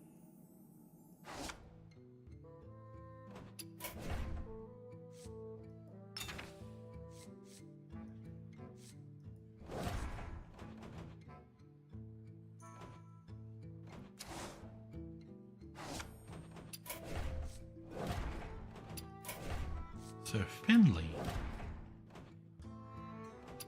Where did I get him?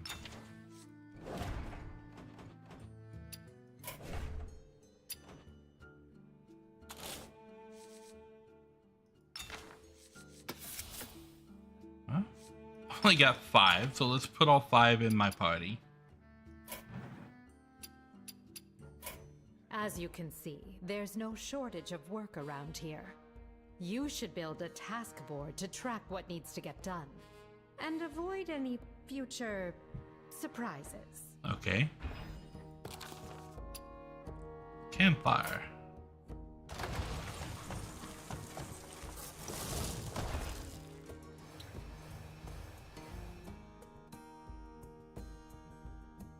Cool. Very good. Other mercenaries will ask for assistance with their own tasks. Take a look. I'm here to make sure nothing disturbs this timeline. Will you help me? Okay.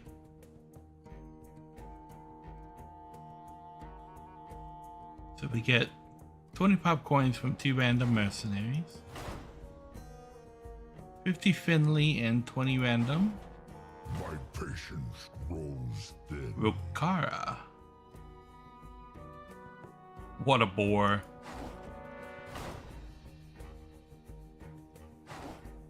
You'll need transportation to your next mission. Where's that mage? Travel point. Oh, do I just get all the buildings for free? I have brought you the ultimate transportation solution. Mana An Storm? organic quadrupedal velocity device. The mage is It's Millhouse yours. Mana Storm? I asked for a portal. Portals require time, not to mention costly reagents, talent. It's settled. Get everything you need and be on your way. And take Manastorm with you. Perhaps a little ride on his pony will refresh his knowledge of the arcane. So I get Millhouse Mana Storm as a... Okay. Bounce, normal, heroic.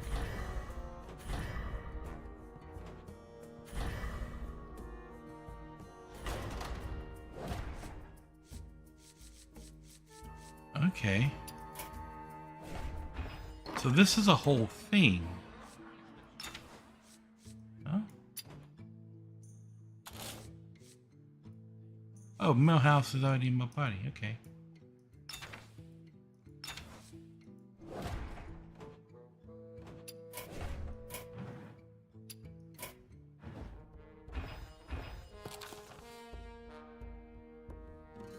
Travel point. Unlock heroic. Defeat the air elemental in the bounty. Gain an additional visitor slot. Fully upgraded. My patience grows thin.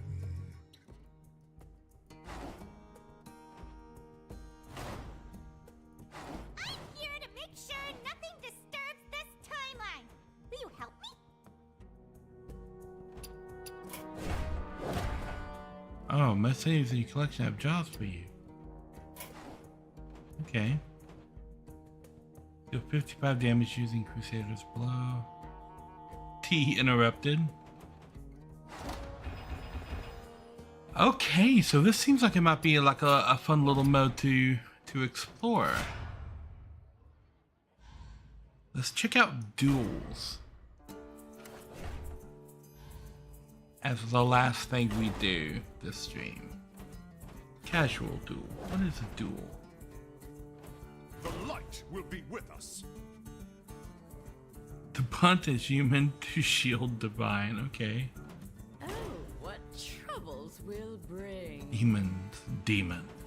We'll get to the bottom of this. Weapon stealth. Acting like your board is a bouncy castle. Cause rogues bounce all their monsters. Let me Okay. show you the ways of a master duelist. Spells damage, also spell damage. Armor rush, pain for value. Okay, let's try Rattle for it. Choose a hero power. Deal 1 damage to a minion. If it survives, give it +2 attack. If it dies, gain 2 armor. Force a friendly minion to attack a random enemy minion. At the end of your turn, if your hero has armor, shuffle a bomb into your opponent's deck. I mean, this sounds fun. Choose a signature treasure. Can I see what these do? Summon a mech, pirate, and dragon from your deck. Whenever this takes damage, draw a minion and give it +1/+1. Gain 5 armor, shuffle 1 bomb in your opponent's deck. Okay, that kind of plays with what I have already. After you summon a minion, it gains Divine Shield and Rush. Okay, and then Spiked Arms. We'll go with this guy.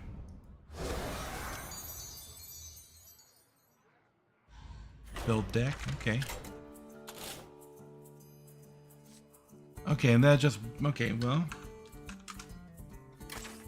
Let's take a look at what gives me armor. Iron Hide.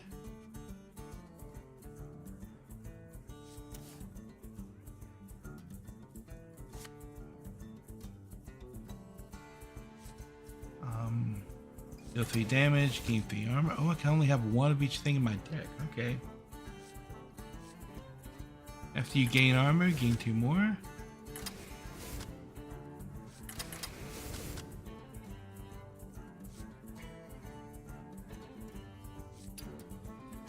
What else we got with armor? 5 armor, draw a card.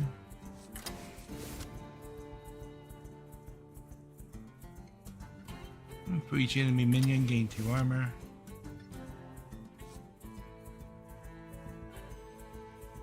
What do we have with bomb?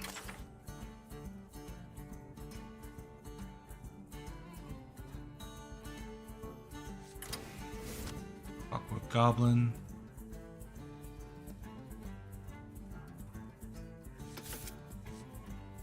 Okay.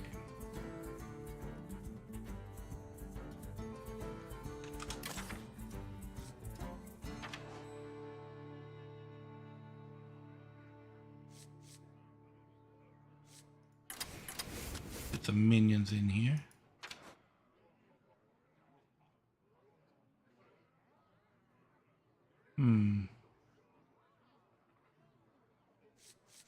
The armor, if your heroes have armor, gain 2/2.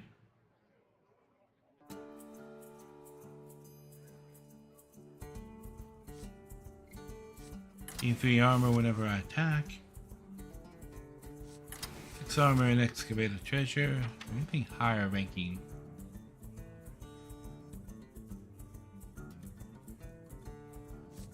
Ooh, sanitize. We can remove 2 costs.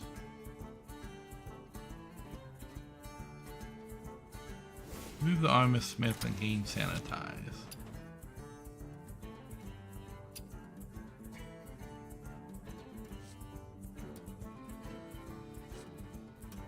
Okay, when you attacks gain 5 armor. Well, that might be useful.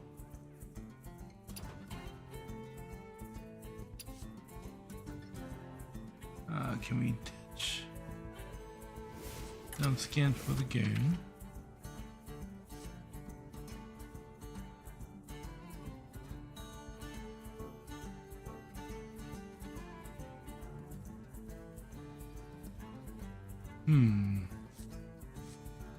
Crash and the Tidal Revenant are both interesting.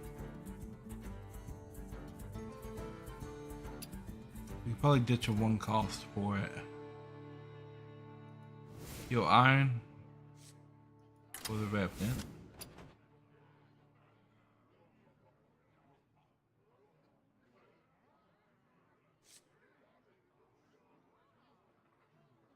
Bash.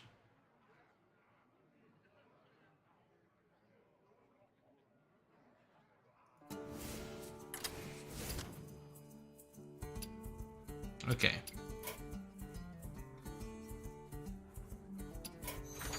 Yeah, let's go. Let's go, yellow. Okay, so this is kind of like a constructed arena. We'll yellow with this. Let's see what happens. My little fox guy just walking around down there spewing hearts out. Rattlegore versus Reno. We're gonna be rich and save the world. Okay. Well, let's just roll with what we got.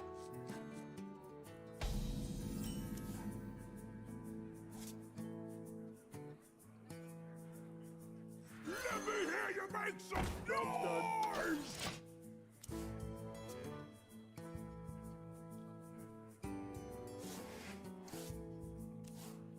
Okay. So now I gain armor.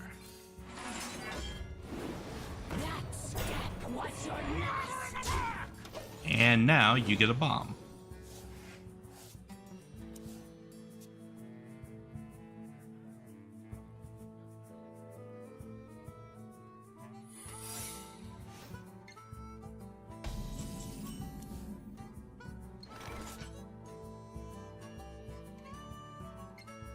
Play your last riff.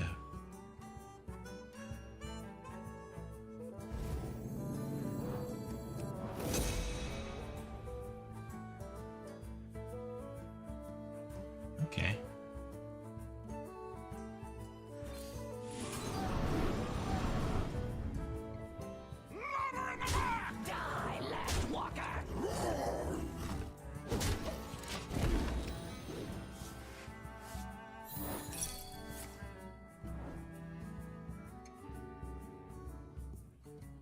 I don't know what the last riff was.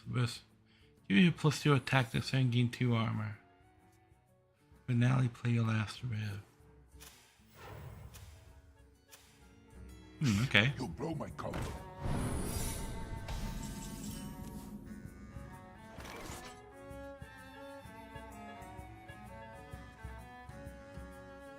Okay. Counter spell.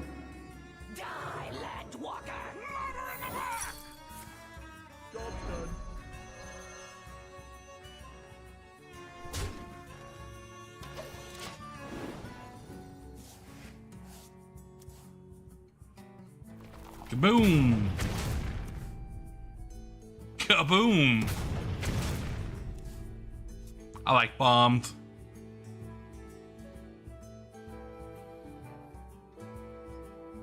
So, what's troubling you?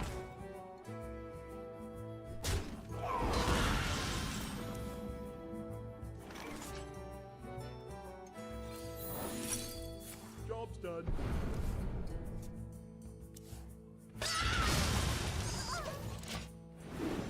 Another bomb. He's got 5 cards and 2 of them are bombs. I never lie, but I never tell the truth.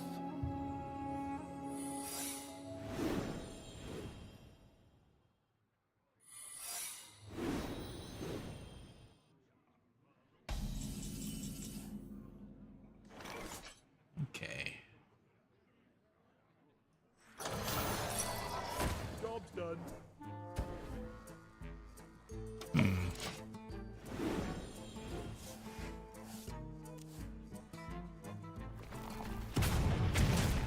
Bye-bye.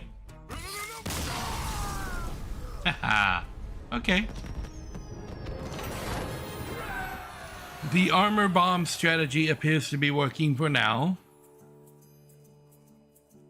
Choose a treasure. After you play a legendary minion, reduce the cost of a run in your hand by 2. Your top minions have +3 attack in your turn.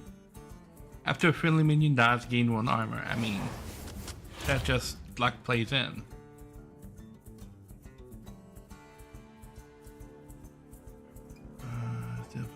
Okay. Reach enemy minion, gain 2 armor. Spend all your armor, deal that much damage to all minions. I don't know if I would ever use that.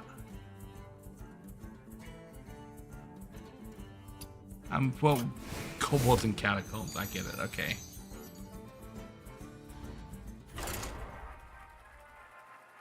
There was I think the first expansion for Hearthstone, one of the early ones, if not the first, was called Kobolds and Catacombs. Way, way, way back in the day. This skip right here either means that it just connected to the other player or it's disconnected from the server. Rattlegore versus Scarlet. Looking for a fight? You found one. Okay, well, we don't want the 5 or 6. We want stuff we can play early on. 2s, I guess, will work.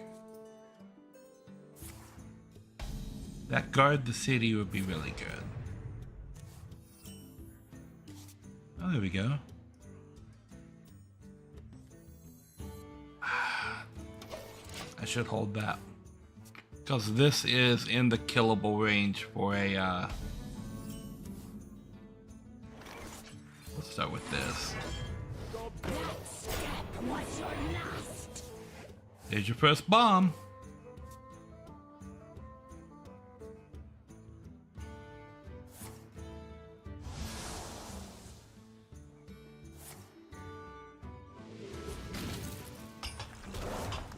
See that? That would have killed this guy.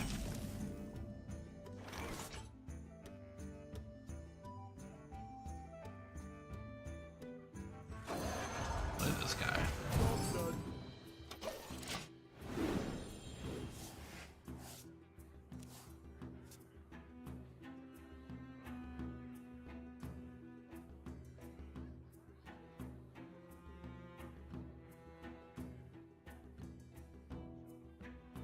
Now what should my next turn be? This? These two. These two.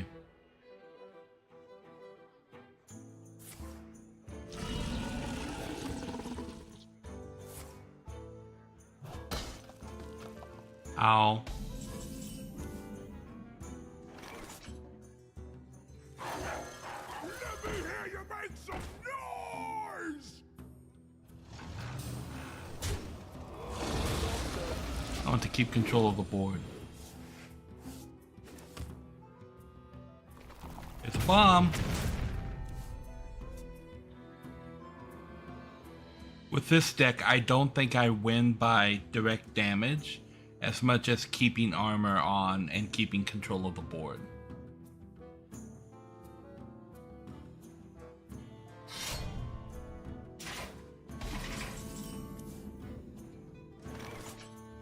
Okay.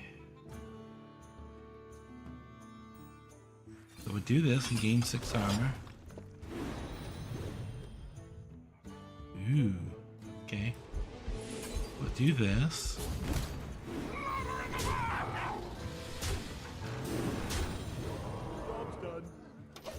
And suddenly we're up to 18 armor. And now they're realizing how out of control this can get really quickly if they don't control the board.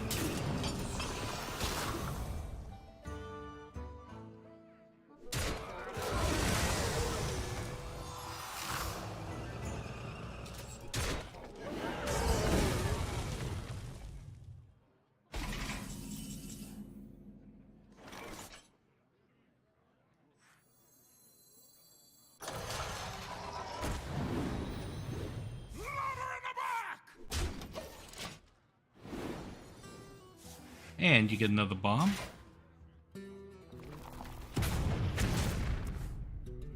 And there we go, I win.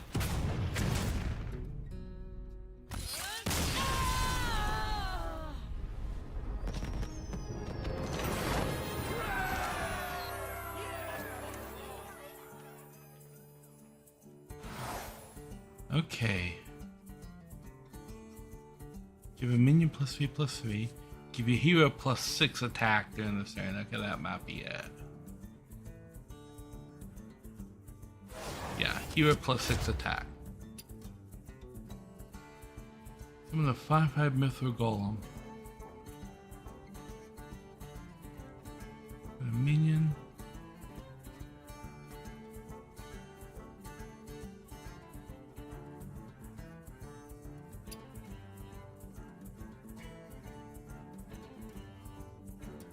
Okay, heavy plate, tradable, gain 8 armor, or 5 damage that costs 1 less.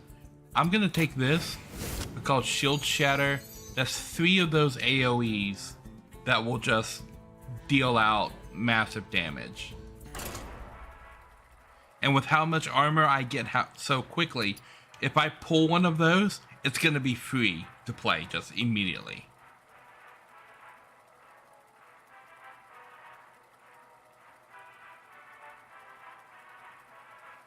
I like having the little fox guys running around down there. I think that's cool.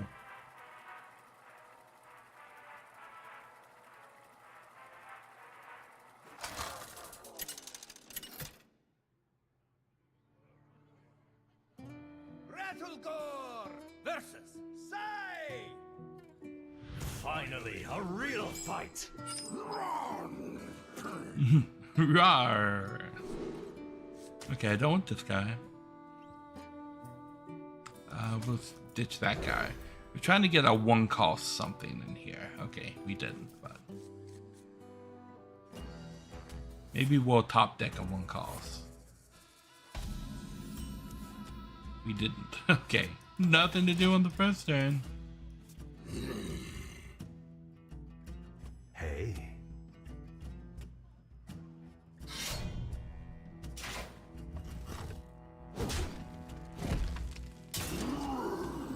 Medium-sized roar. With me.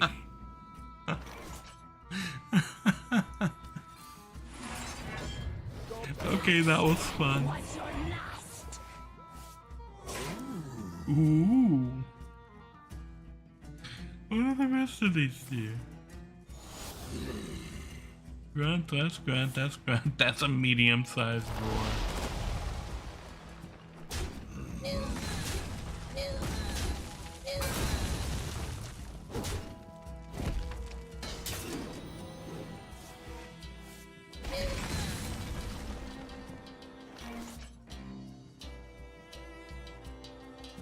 Okay.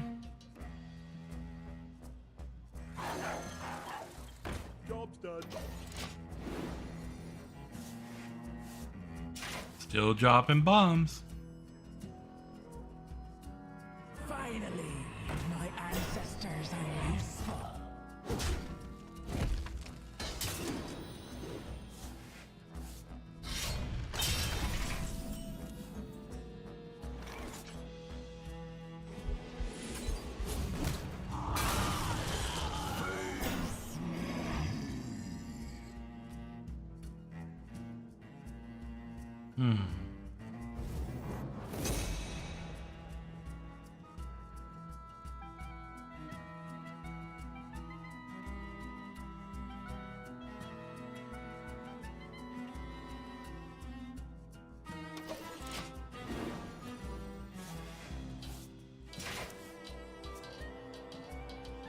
So let's see if he goes to the face or to the minion. Okay. My pain doesn't compare to your plague.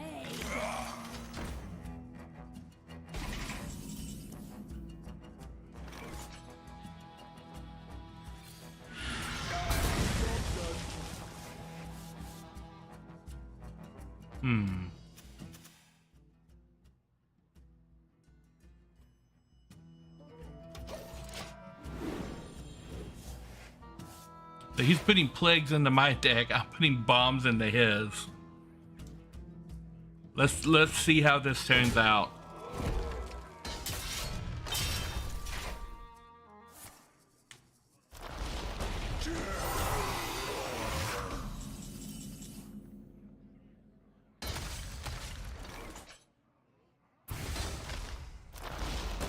That feels good. One orc scrap is another orc sour.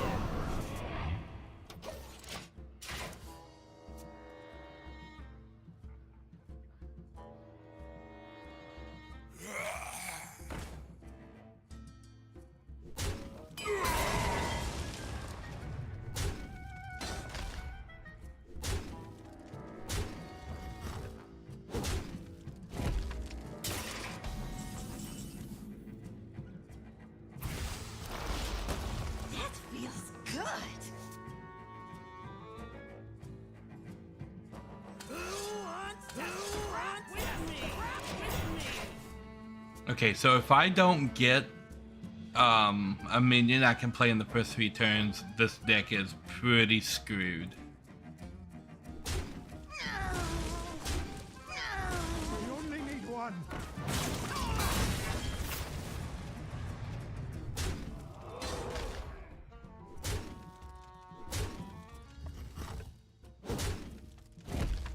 My pain doesn't compare to your plague.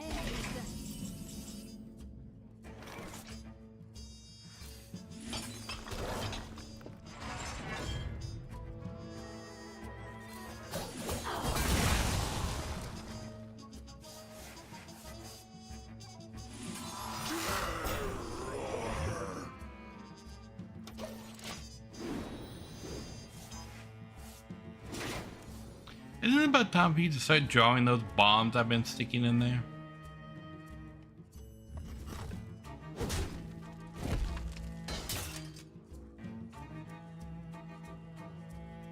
Okay. You nautic mandible!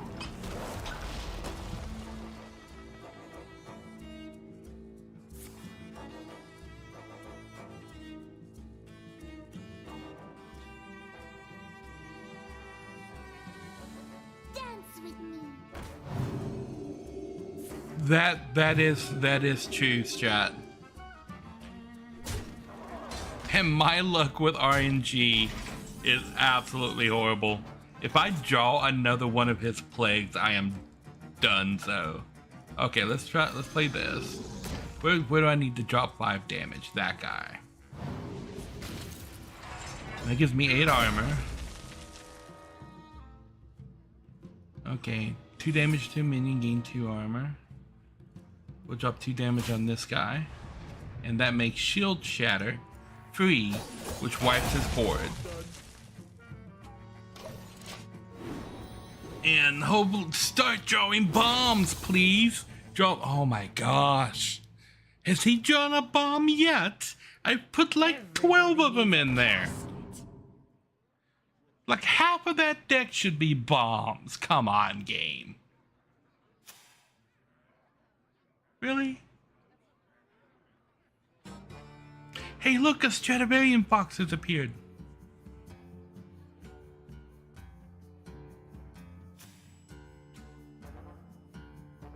No. Really? Oh, that's right. I've got to live in armor now. He can't just kill me. I forgot about the armor. All I was thinking about was like, oh, like I've only got 2 health. This could be bad. Oh, they have changed so much with Hearthstone. This is like an alternate version of the arena. After you gain armor, gain 2 more. Well, we'll drop that guy. We'll drop that guy. I don't want. I gotta keep that armor. Draw a bomb. Yes. Boom, bitch. Only one though. Only one. Only the one bomb. Because why would you keep all of your bombs together? I mean, that's. You have Helia? I don't want those. Why am I drawing all the plagues? That hurt. Ouch. Okay, I'm dead. Well, that's 1x. That's 1x.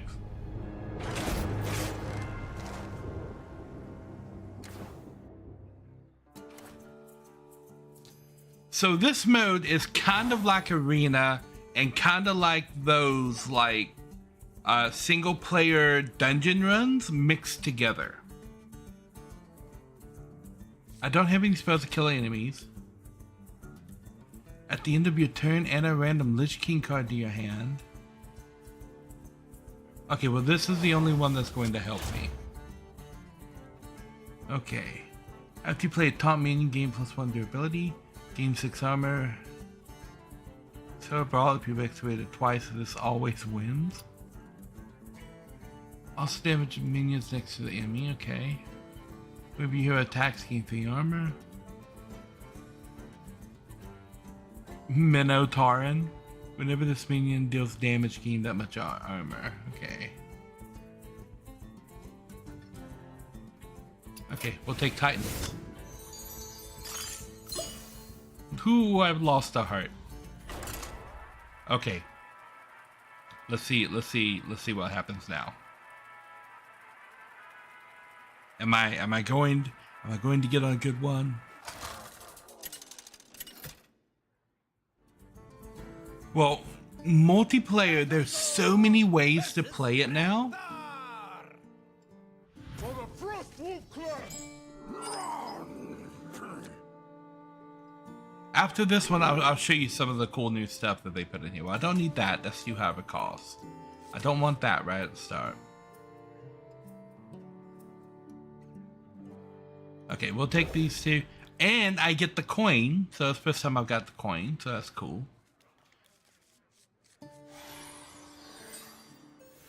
So I can start with that.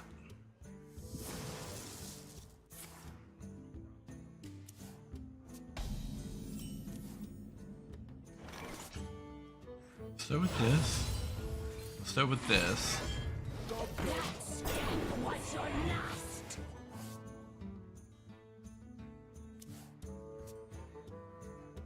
Destroy all minions. Remove the top card of your deck for each minion destroyed. What? So is my hand just gonna fill up with these, like, Lich King cards now?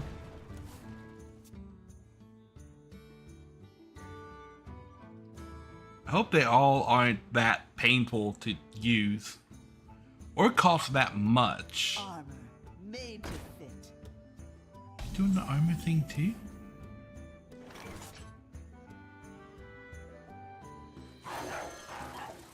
Die, Landwalker! Aha, bomb. Steal them, and it blows up immediately. Both of them, back to back. See, that's what needed to happen to that last guy.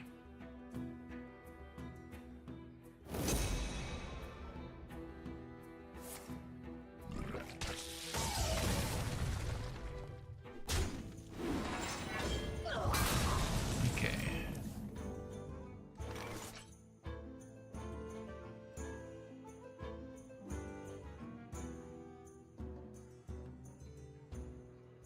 Somebody order a bomb. Job's done. There we go. 2 more bombs. Give you minutes 2+2. Can't be talking about spells or hero powers. Okay.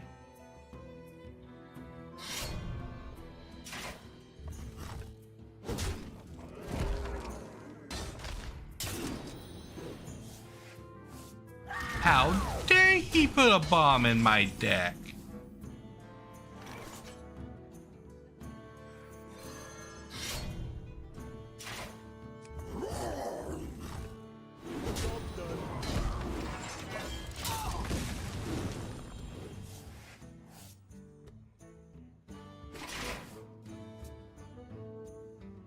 I gotta start spending these cards or I'm gonna be in trouble.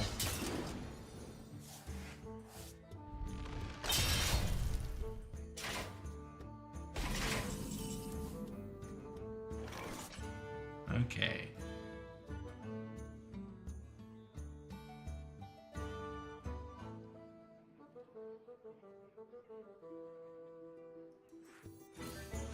We'll steal a minion. This place is scary.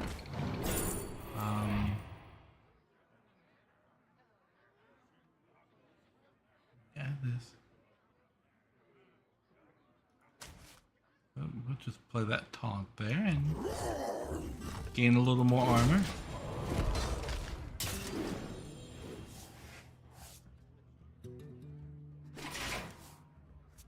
And now I'm at 10 cards.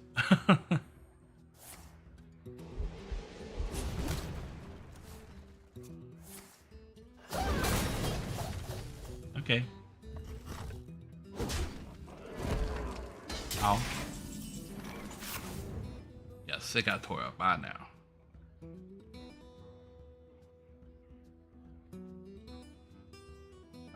No, no.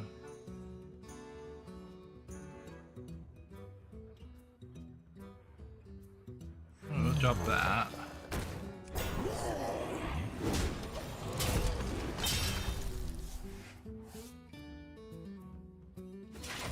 3 damage to okay, death and decay. We'll use that on the next turn. So that'll just be an extra 3 damage to him.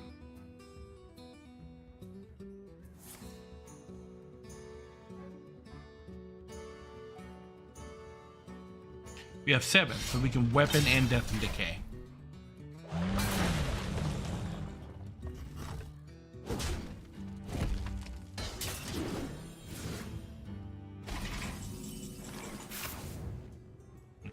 Weapon,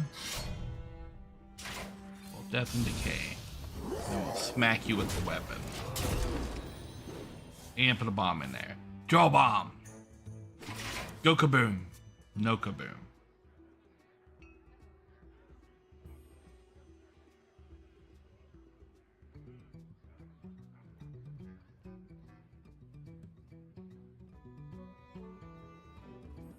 The Lich King thing is getting out of hand.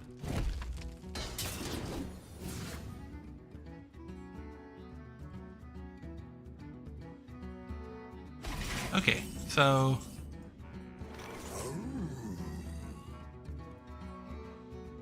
that medium-sized roar. Goodbye. I win.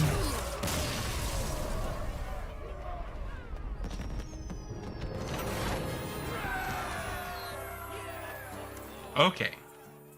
So new things that have popped up in this game.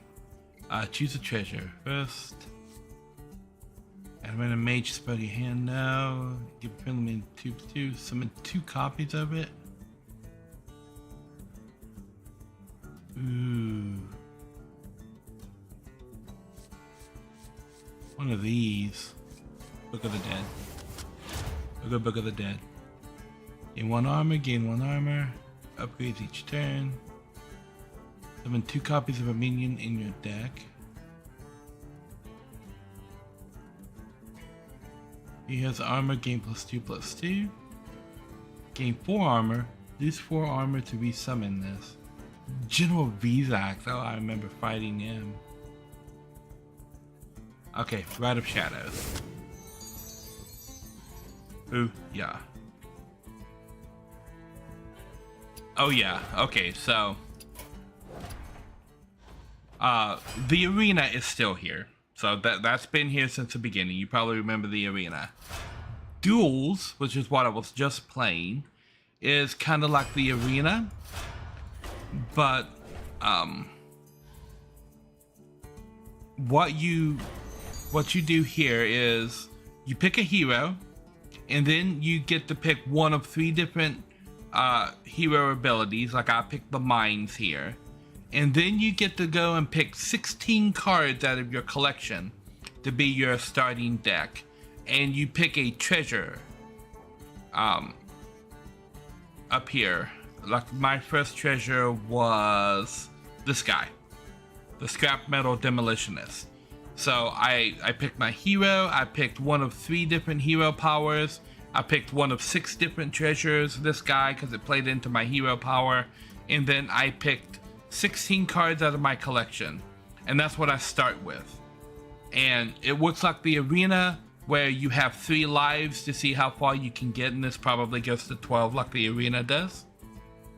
But between every match, you get to pick a new treasure. And you get to pick a pack of 3 additional cards to expand out your deck. And like you get that between every match. I think they were all warrior cards. I don't remember if it's probably neutral cards too. But I just searched for cards that gave me armor, right? Because I knew this hero power, as long as I have armor, at the end of every turn, it would shuffle a bomb into my opponent's deck.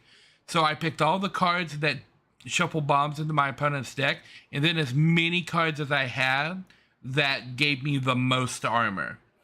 So my goal with this guy is to just stack as much armor as I can to just outlast the opponent till the bombs blow him up, right? That's the gimmick that I built on this deck right here. And it's a lot easier in this to build a deck around a gimmick than it is an arena where everything is randomized. The solo adventures are still here, but they've made them all free, and there are so many of them now. So like you saw these guys that came out with Frozen Throne, but right after that they added Kobolds and Catacombs and the Witchwood, which were runs that are kind of like what we were just doing there, Dungeon Run, where you pick a random cards and then you pick a free pack of cards between every boss fight. Catacombs and the Witchwood were like that. The Boomsday Project was a bunch of puzzles. So, like as you can see, I've already gone through here. But each one of these is a puzzle. So you're started with a certain deck that has a certain number of cards, and you have to do a specific thing to finish the puzzle. So that's what that is. And then this was another like dungeon run thing.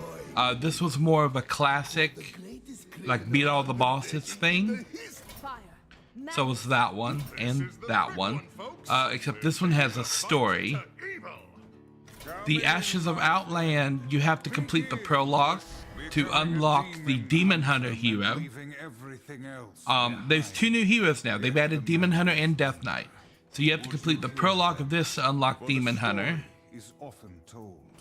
Then there's the Book of Heroes. You can see I haven't completed these, which is backstory on these characters, so you kind of play through their history in card format. Join me on the path of the Death Knight. Learn to wield this gift. Shush, Arthas. So yeah, you have to complete the prologue, March of the Lich King, to unlock the Death Knight.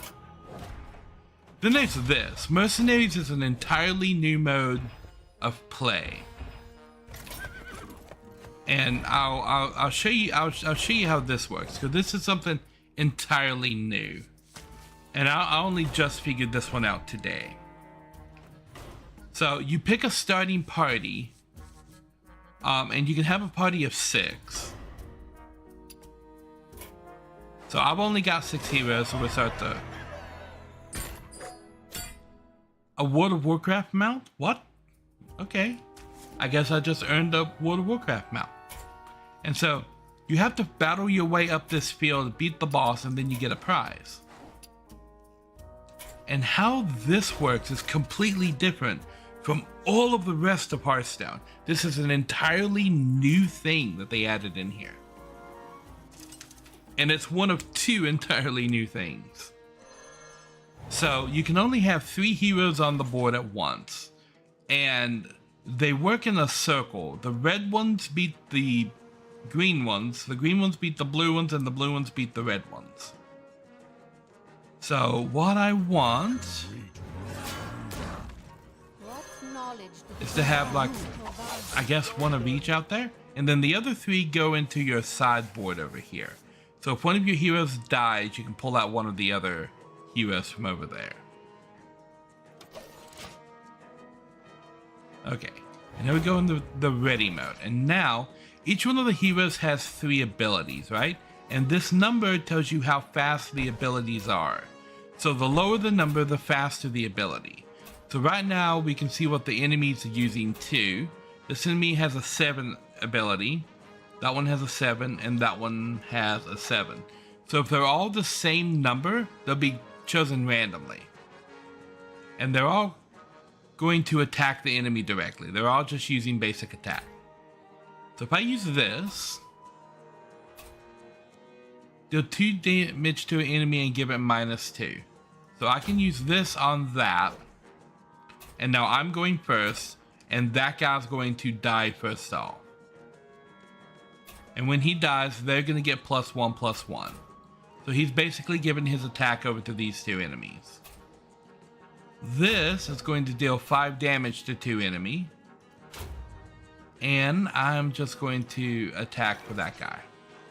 So now that I have my attacks placed in, we click fight, and we let the battle commence. And now they both attack, and then Gramash kills that one. And then I pick somebody to come out here and replace the guy that we just lost. They go back into the side deck, and now we're ready to go again. And then I can deal 4 damage to the enemy right there, and there we have the victory. Because my guy goes first.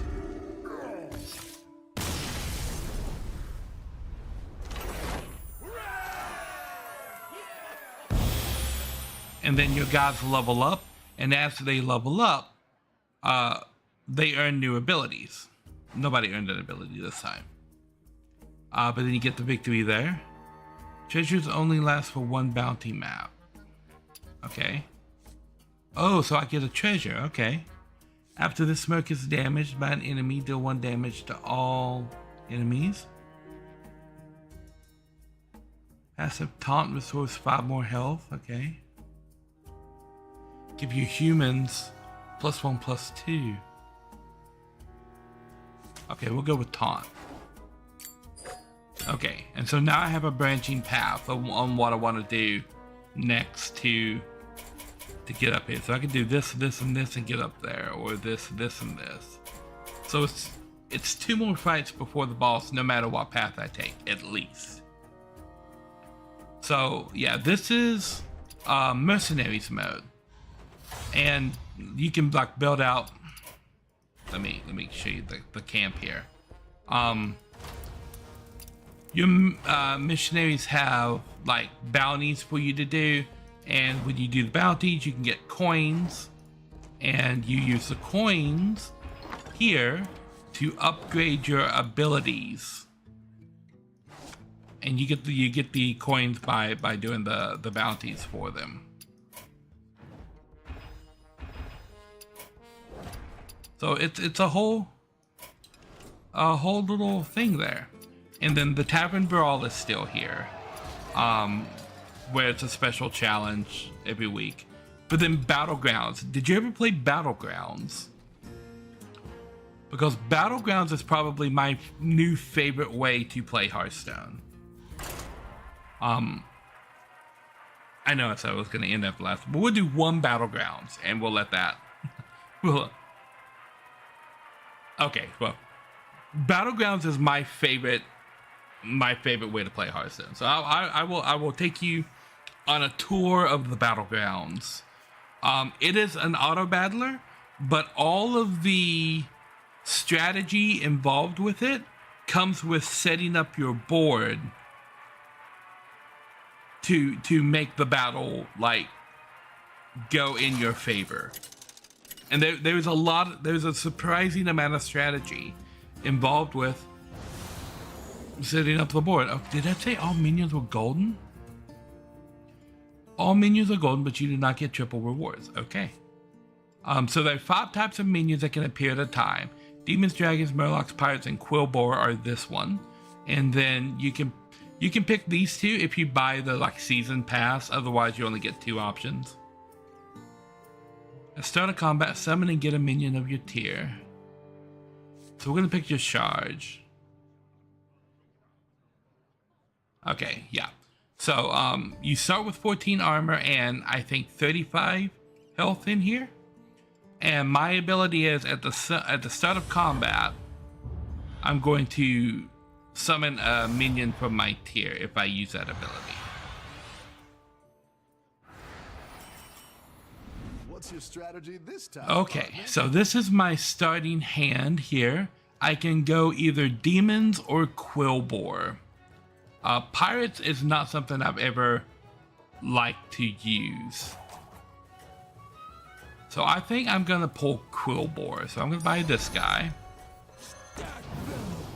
And I get 2 blood gems to start. Now blood gems right now are giving +1/+1. So my starting hand attack is gonna be this one guy that's an 8/4. And I'm fighting this guy here. Good battle, friend. And they pulled demons, and so they had a 10/10. Okay, now they won. Now they're gonna do damage to me equal to what their tavern tier is, plus the tier level of all the monsters. So this is a tavern tier right here. My tavern is tier 1.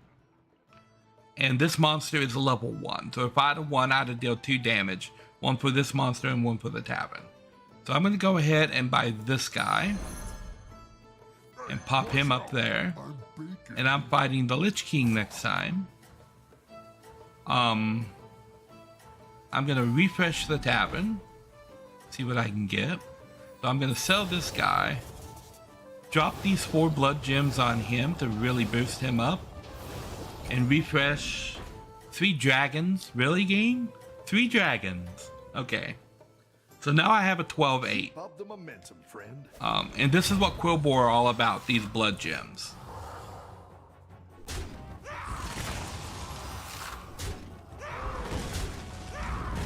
Okay, and now won that combat. So how combat works. Minions auto attack from the left side of the board across to the right. You're good at this. Ooh, here we go. It's not the strongest, but it'll fight hard.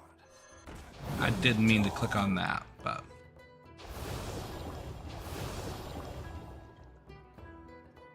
So...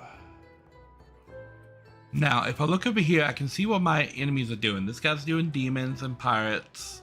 This guy hasn't decided yet. That's me doing Quillbore. Pirates, and then AFK has already quit. So they have a little skull because they're dead. In this case, they quit before the game started. So now this is called your warband, the monster that you have right here. My warband consists of 2 of these Quillbore. I now need to start upgrading my tavern to get higher quality minions.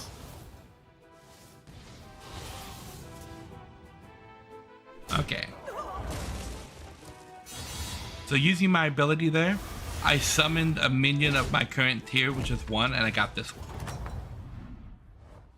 Nice work. Okay, so I got no Quillbore there, so I'm going to spend 2 gold and upgrade my tavern. So now I'm tavern tier 2, and you see to get the next tier costs 7 gold. So I'm going to use this again to get a minion of my tier. I'm going to drop this refresh and see if we get a Quillbore out here. We don't. So now I'm going to drop this person here. And if I have any unspent gold at the end of my turn, this minion is going to get +2/+4. So I'm going to leave that gold right there so that she's going to go up to 6/8. And typically you want to have your higher attack minions on this side and going down the attack as you go this way. You want to put your taunts over here, and any minions that you want to protect, you want to put on the other side of your taunts. That's generally a safe way to build out your warband, because the other minions are going to go after your taunts first, and your minions are going to attack from the left to the right.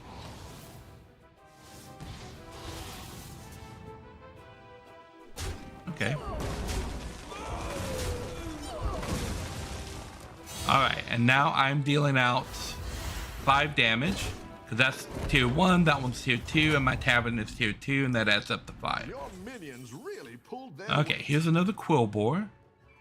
So I'm going to pull this Quillbore, I'm going to learn a new minion. I'm going to play this guy, because he's going to give me 2 blood gems when I play him.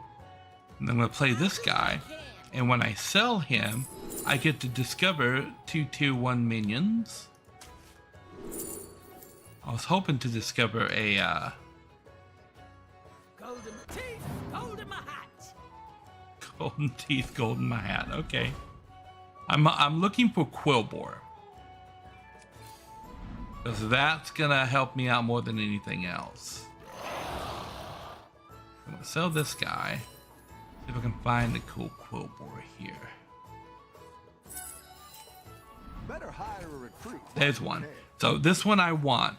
So if I have any unspent gold, I get 4 blood gems at the end of the turn. So I'm going to freeze it. Freezing means that at the start of my next turn, these minions will reappear in the tavern instead of 4 brand new ones. So if you spot a minion you hear but you can't buy it yet, you can freeze it to make sure that it's there at the start of your next turn. Watch out. That looks like ham on the little box guy. Okay.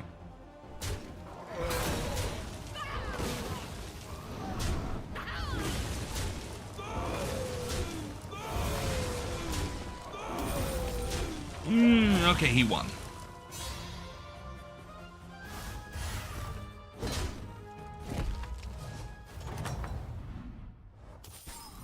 Okay. So now I'm gonna grab this guy.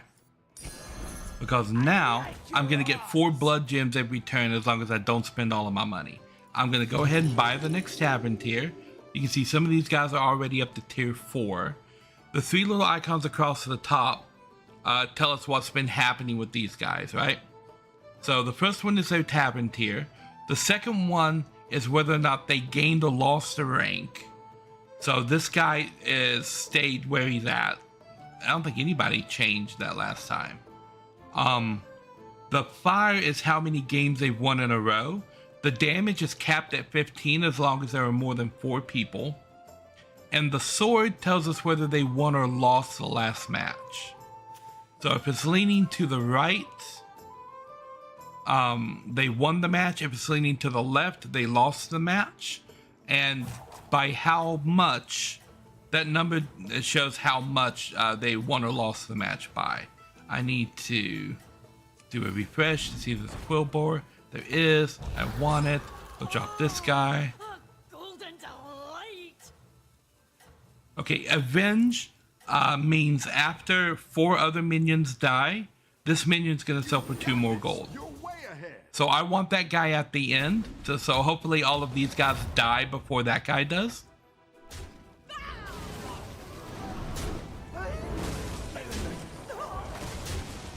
Okay, so that's 2 deaths.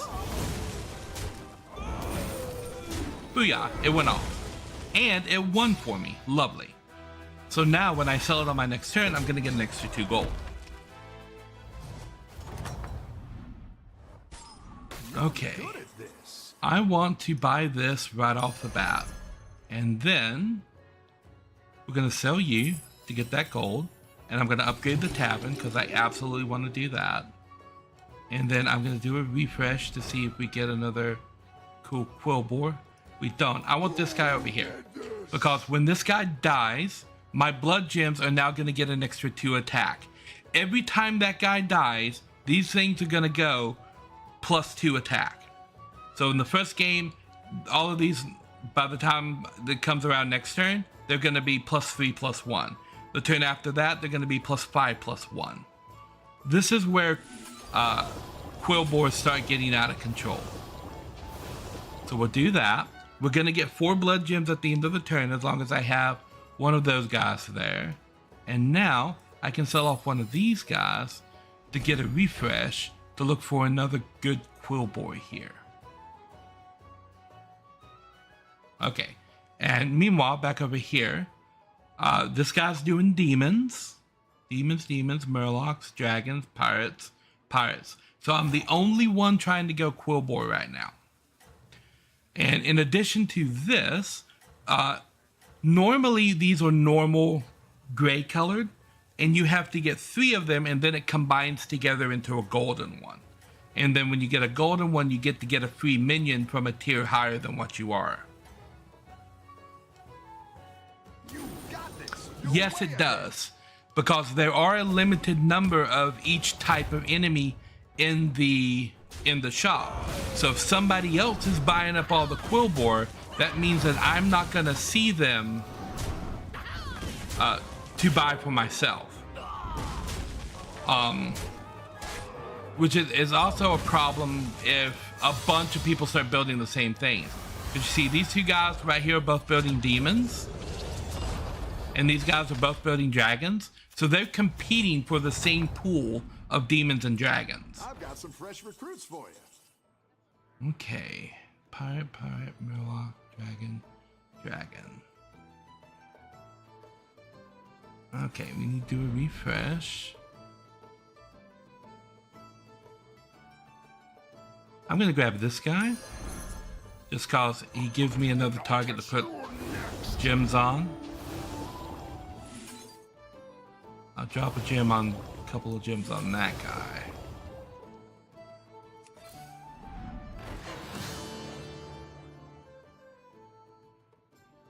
I'm gonna buy this guy just to cycle him out, because this is gonna give all my minions +4/+4.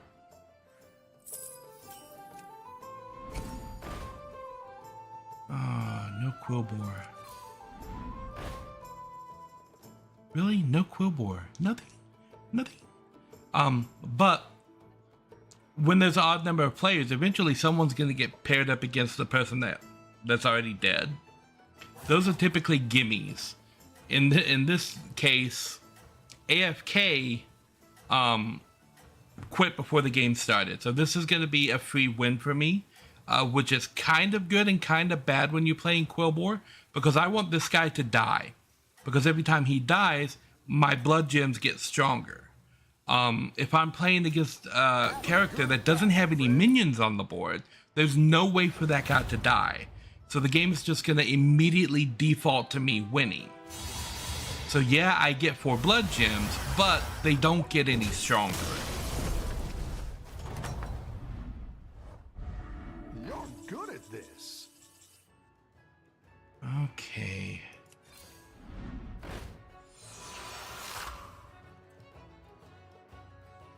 I'm gonna do the discovery thing. And nope, don't do that. Oh, give me, Well, that's better than nothing. Okay. That's gonna be 8 blood gems.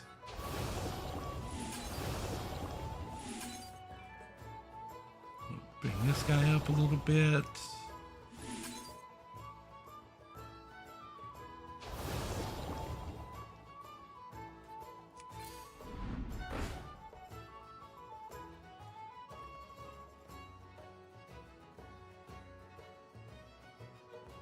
Do I want to freeze it for that guy? Not really. What is this guy? This guy's already got a full board of 7 pirates. And he's on a 2-win streak. But one of those wins was against the player that quit. Nice folks. Great hats. And the people over here are ordered by how much health they have left. That's what decides that order right there.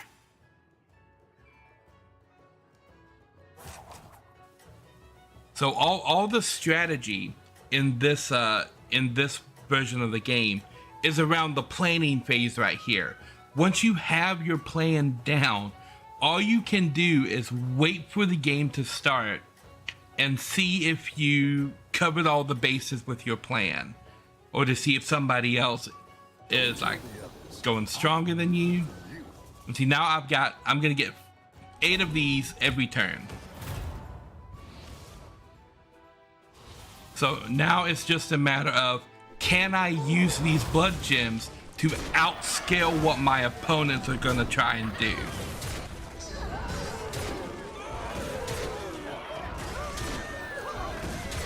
Because you see, those pirates are getting really strong too. Because the pirates have synergies, the murlocs, the demons, all the minions of the same type have synergies. But then there's also synergies between like minions that are like Death Rattle or what's it called? Battle Cry. Those type of minions have synergies too. So we're gonna upgrade the tavern, and I'm going to pop this. Hire a recruit while you can. I don't need any more blood gems because you can still only hold 10 cards in your hand. So we're gonna bring some of these guys up.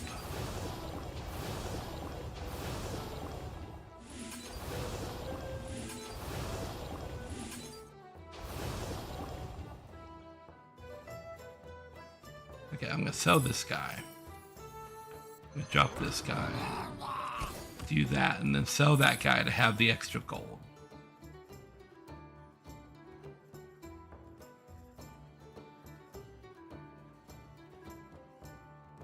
This guy, in normal, it would be, because once you buy 3 normal ones, it turns into a gold one, and the gold ones have double stats.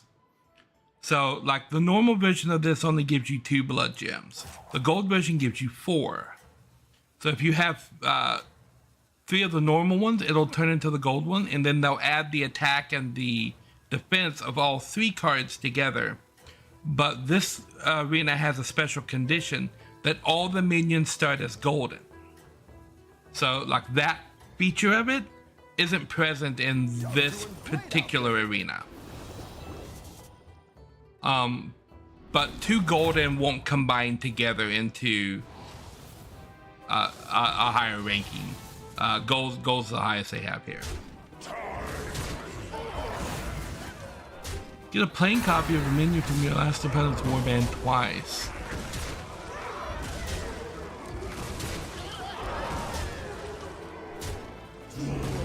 Okay, I got him. And I killed him. Because he's only got 7 health. Yep, okay, bam. The Lich King's eliminated. And somebody else got eliminated. Nice work out there. Keep up the pressure. And I see your little fox has reappeared, Mr. Venture. I've added the little foxes. They walk around on the stream now. Okay. This is another quill board that's going to give me 2 blood gems, but I have a surplus of blood gems, so we'll sell that. We'll play this, and then we'll sell him. We'll do that. We'll play this, and then we'll sell him. And then we'll go looking for quill boars. The specific quill boars that I need. That's a Murloc. That's a pirate. Is somebody else playing quill boars here? No. Where are all my quill boars, game? Come on. Come on. Gimme quill boar. Well, I want this guy. It is worth it having 2 of those, because those just boost my attack. It's not really worth it having that guy. But I can bring this guy quickly up to snuff with this other guy here, and we'll put a bunch of blood gems on that guy. 1 each on one of these so that they go up. Quill boar, who? Okay. I am going to freeze it for this guy, because this guy is a sell-through quill boar. And I'm fighting one of the dead guys, so this should be an easy-er victory. We shall see, because that's not AFK.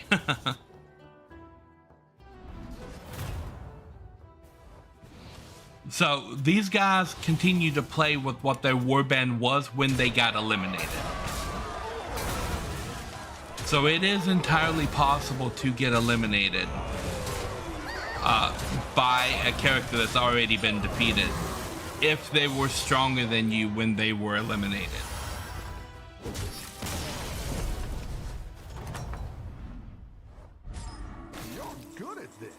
Okay, so we're gonna buy this guy, and we're gonna sell you.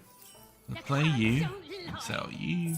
We'll play you, and then sell you, and then we're gonna go looking for quill boar.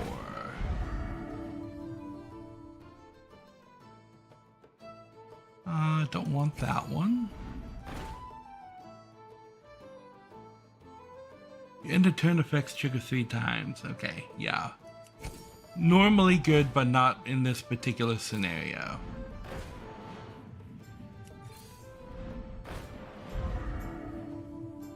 Normally good, but again, not in this particular scenario.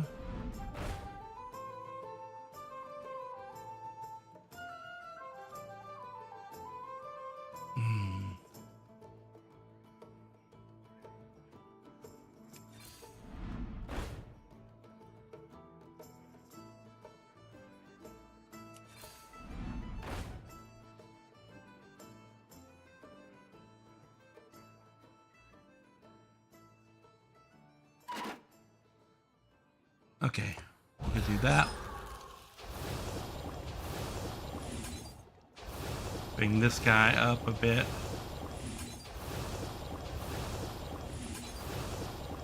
Leave that so we get the blood gems. Okay. I kind of want this guy. Play 4 blood gems on a friendly minion, and it steals all blood gems from its neighbors. So I can do that on like this guy here, and it'll take all the blood gems from this guy and from this guy and give them to him. That way I can sell through this guy.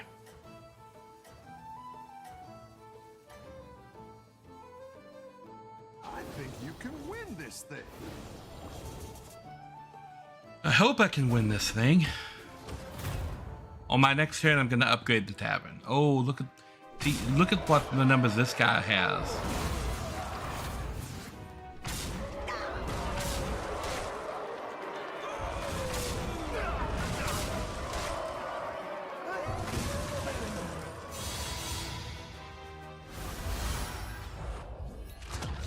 Ouch. Okay, yeah, so see that guy? I've got some fresh recruits for you. That guy is a guy I cannot take at the moment. So what I'm gonna do is move this guy here. And we're gonna do that.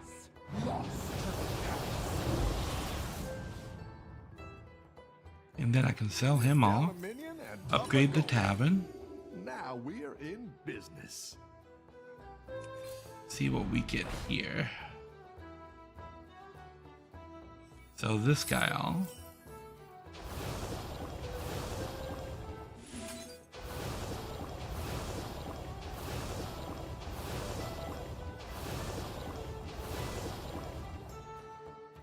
Okay. So I'm banking on my 233.67 to help me out here a little bit.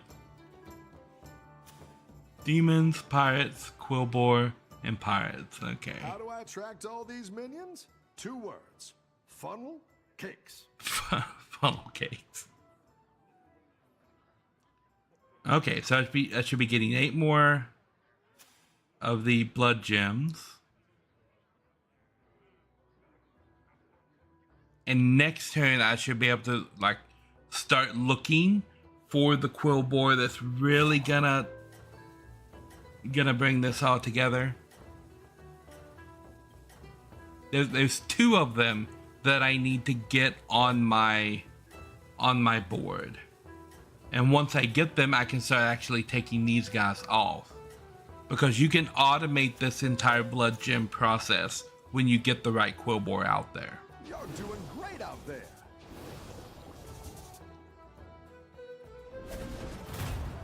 Oh, let's hope.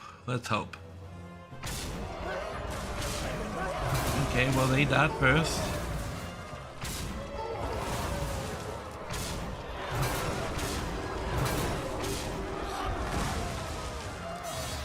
And that's it, I'm done.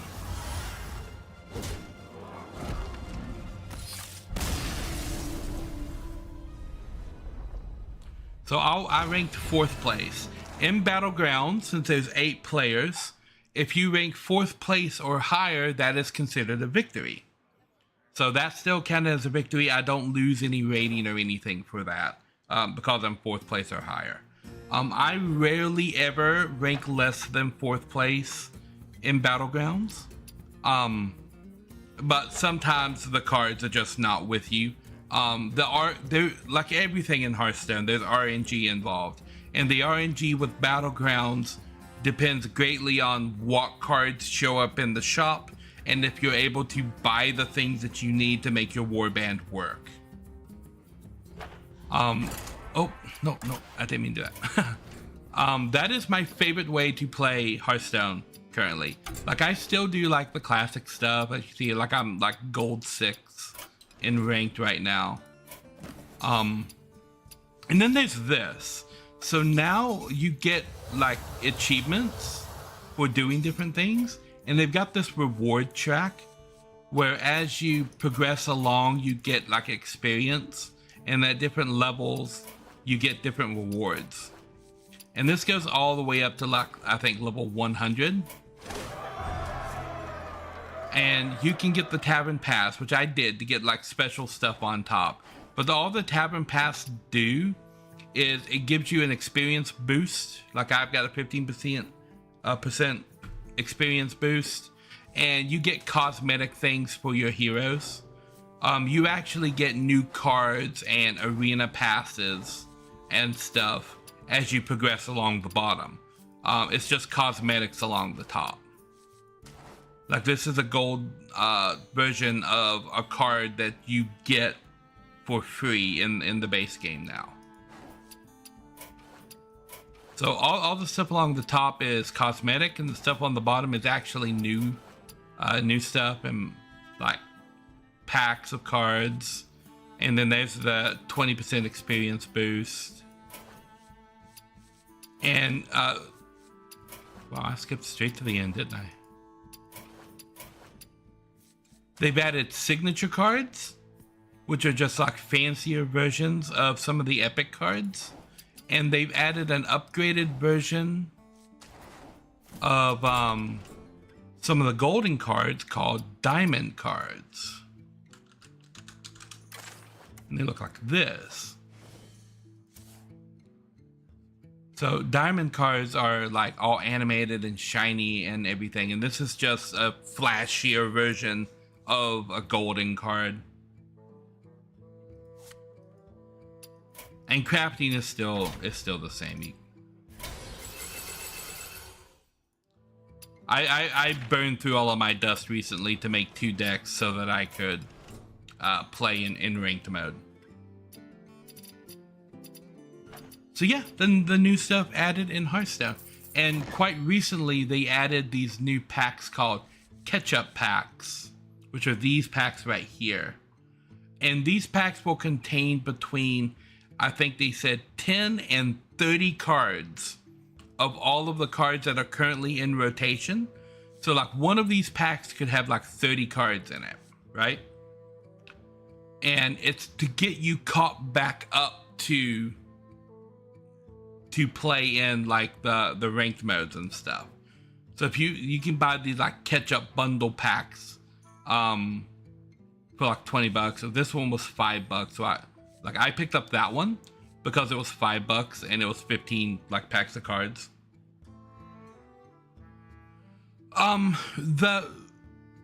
It feels like the ratio of the cards, it has improved a little bit. I feel like I find legendaries more often now, but then legendaries are like a dime a dozen now. There are hundreds of them in the game. And like you can pick up diamond cards from like bundles and stuff like this. They have packs. So when you buy packs now, you can buy packs in a couple of different formats. A normal one or a pack that is entirely golden cards. That's 4 times the price.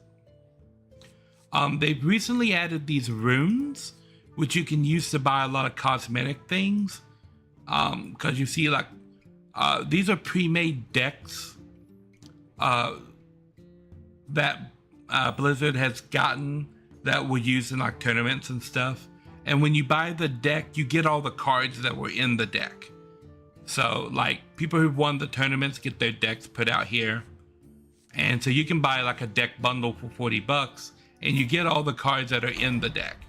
And it shows you, like these are all the cards in the Reno Jackson deck here. And there are 4 legendaries in there that you get. These are the ones in the Pirate. And there's 1 legendary in that. There's 3 legendaries right here in this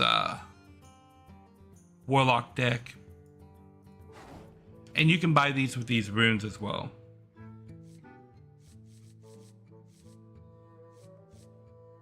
And like you can buy like skins for the different heroes. They really expanded out the store. One thing they don't do in the store anymore are the adventures. All of the solo adventures are now free. Like they give all of those away. They don't sell the adventures anymore. So anybody that comes in can get all the solo content for free. All of the stuff that they sell is either cosmetic. They did. They used to sell the adventures, but now all of the solo content is free. The only things that cost money are things that you use in competitive play or cosmetic items. which I think is an improvement on the store, honestly. And if you haven't been into Hearthstone for a while, but you still check your email, they will send you gifts. And if you're subscribed on like Twitch Prime, if you have Twitch Prime or Amazon Prime, which you get Twitch for free, and you keep checking back on there, you can get like card packs and stuff in Hearthstone that's automatically sent in. When I first booted up Hearthstone again, like last week, to see what was new, I had accrued like 110 packs of cards just from clicking on all the free stuff that they sent me when I wasn't playing the game.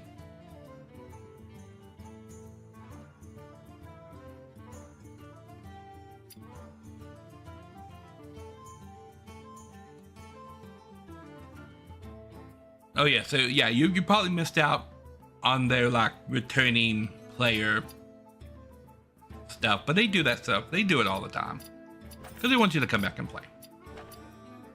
Anywho, that's gonna be the end of the stream because I need to take a nap before I have to go to work tonight. I will be back tomorrow. We're gonna be playing Factorio tomorrow. Yay.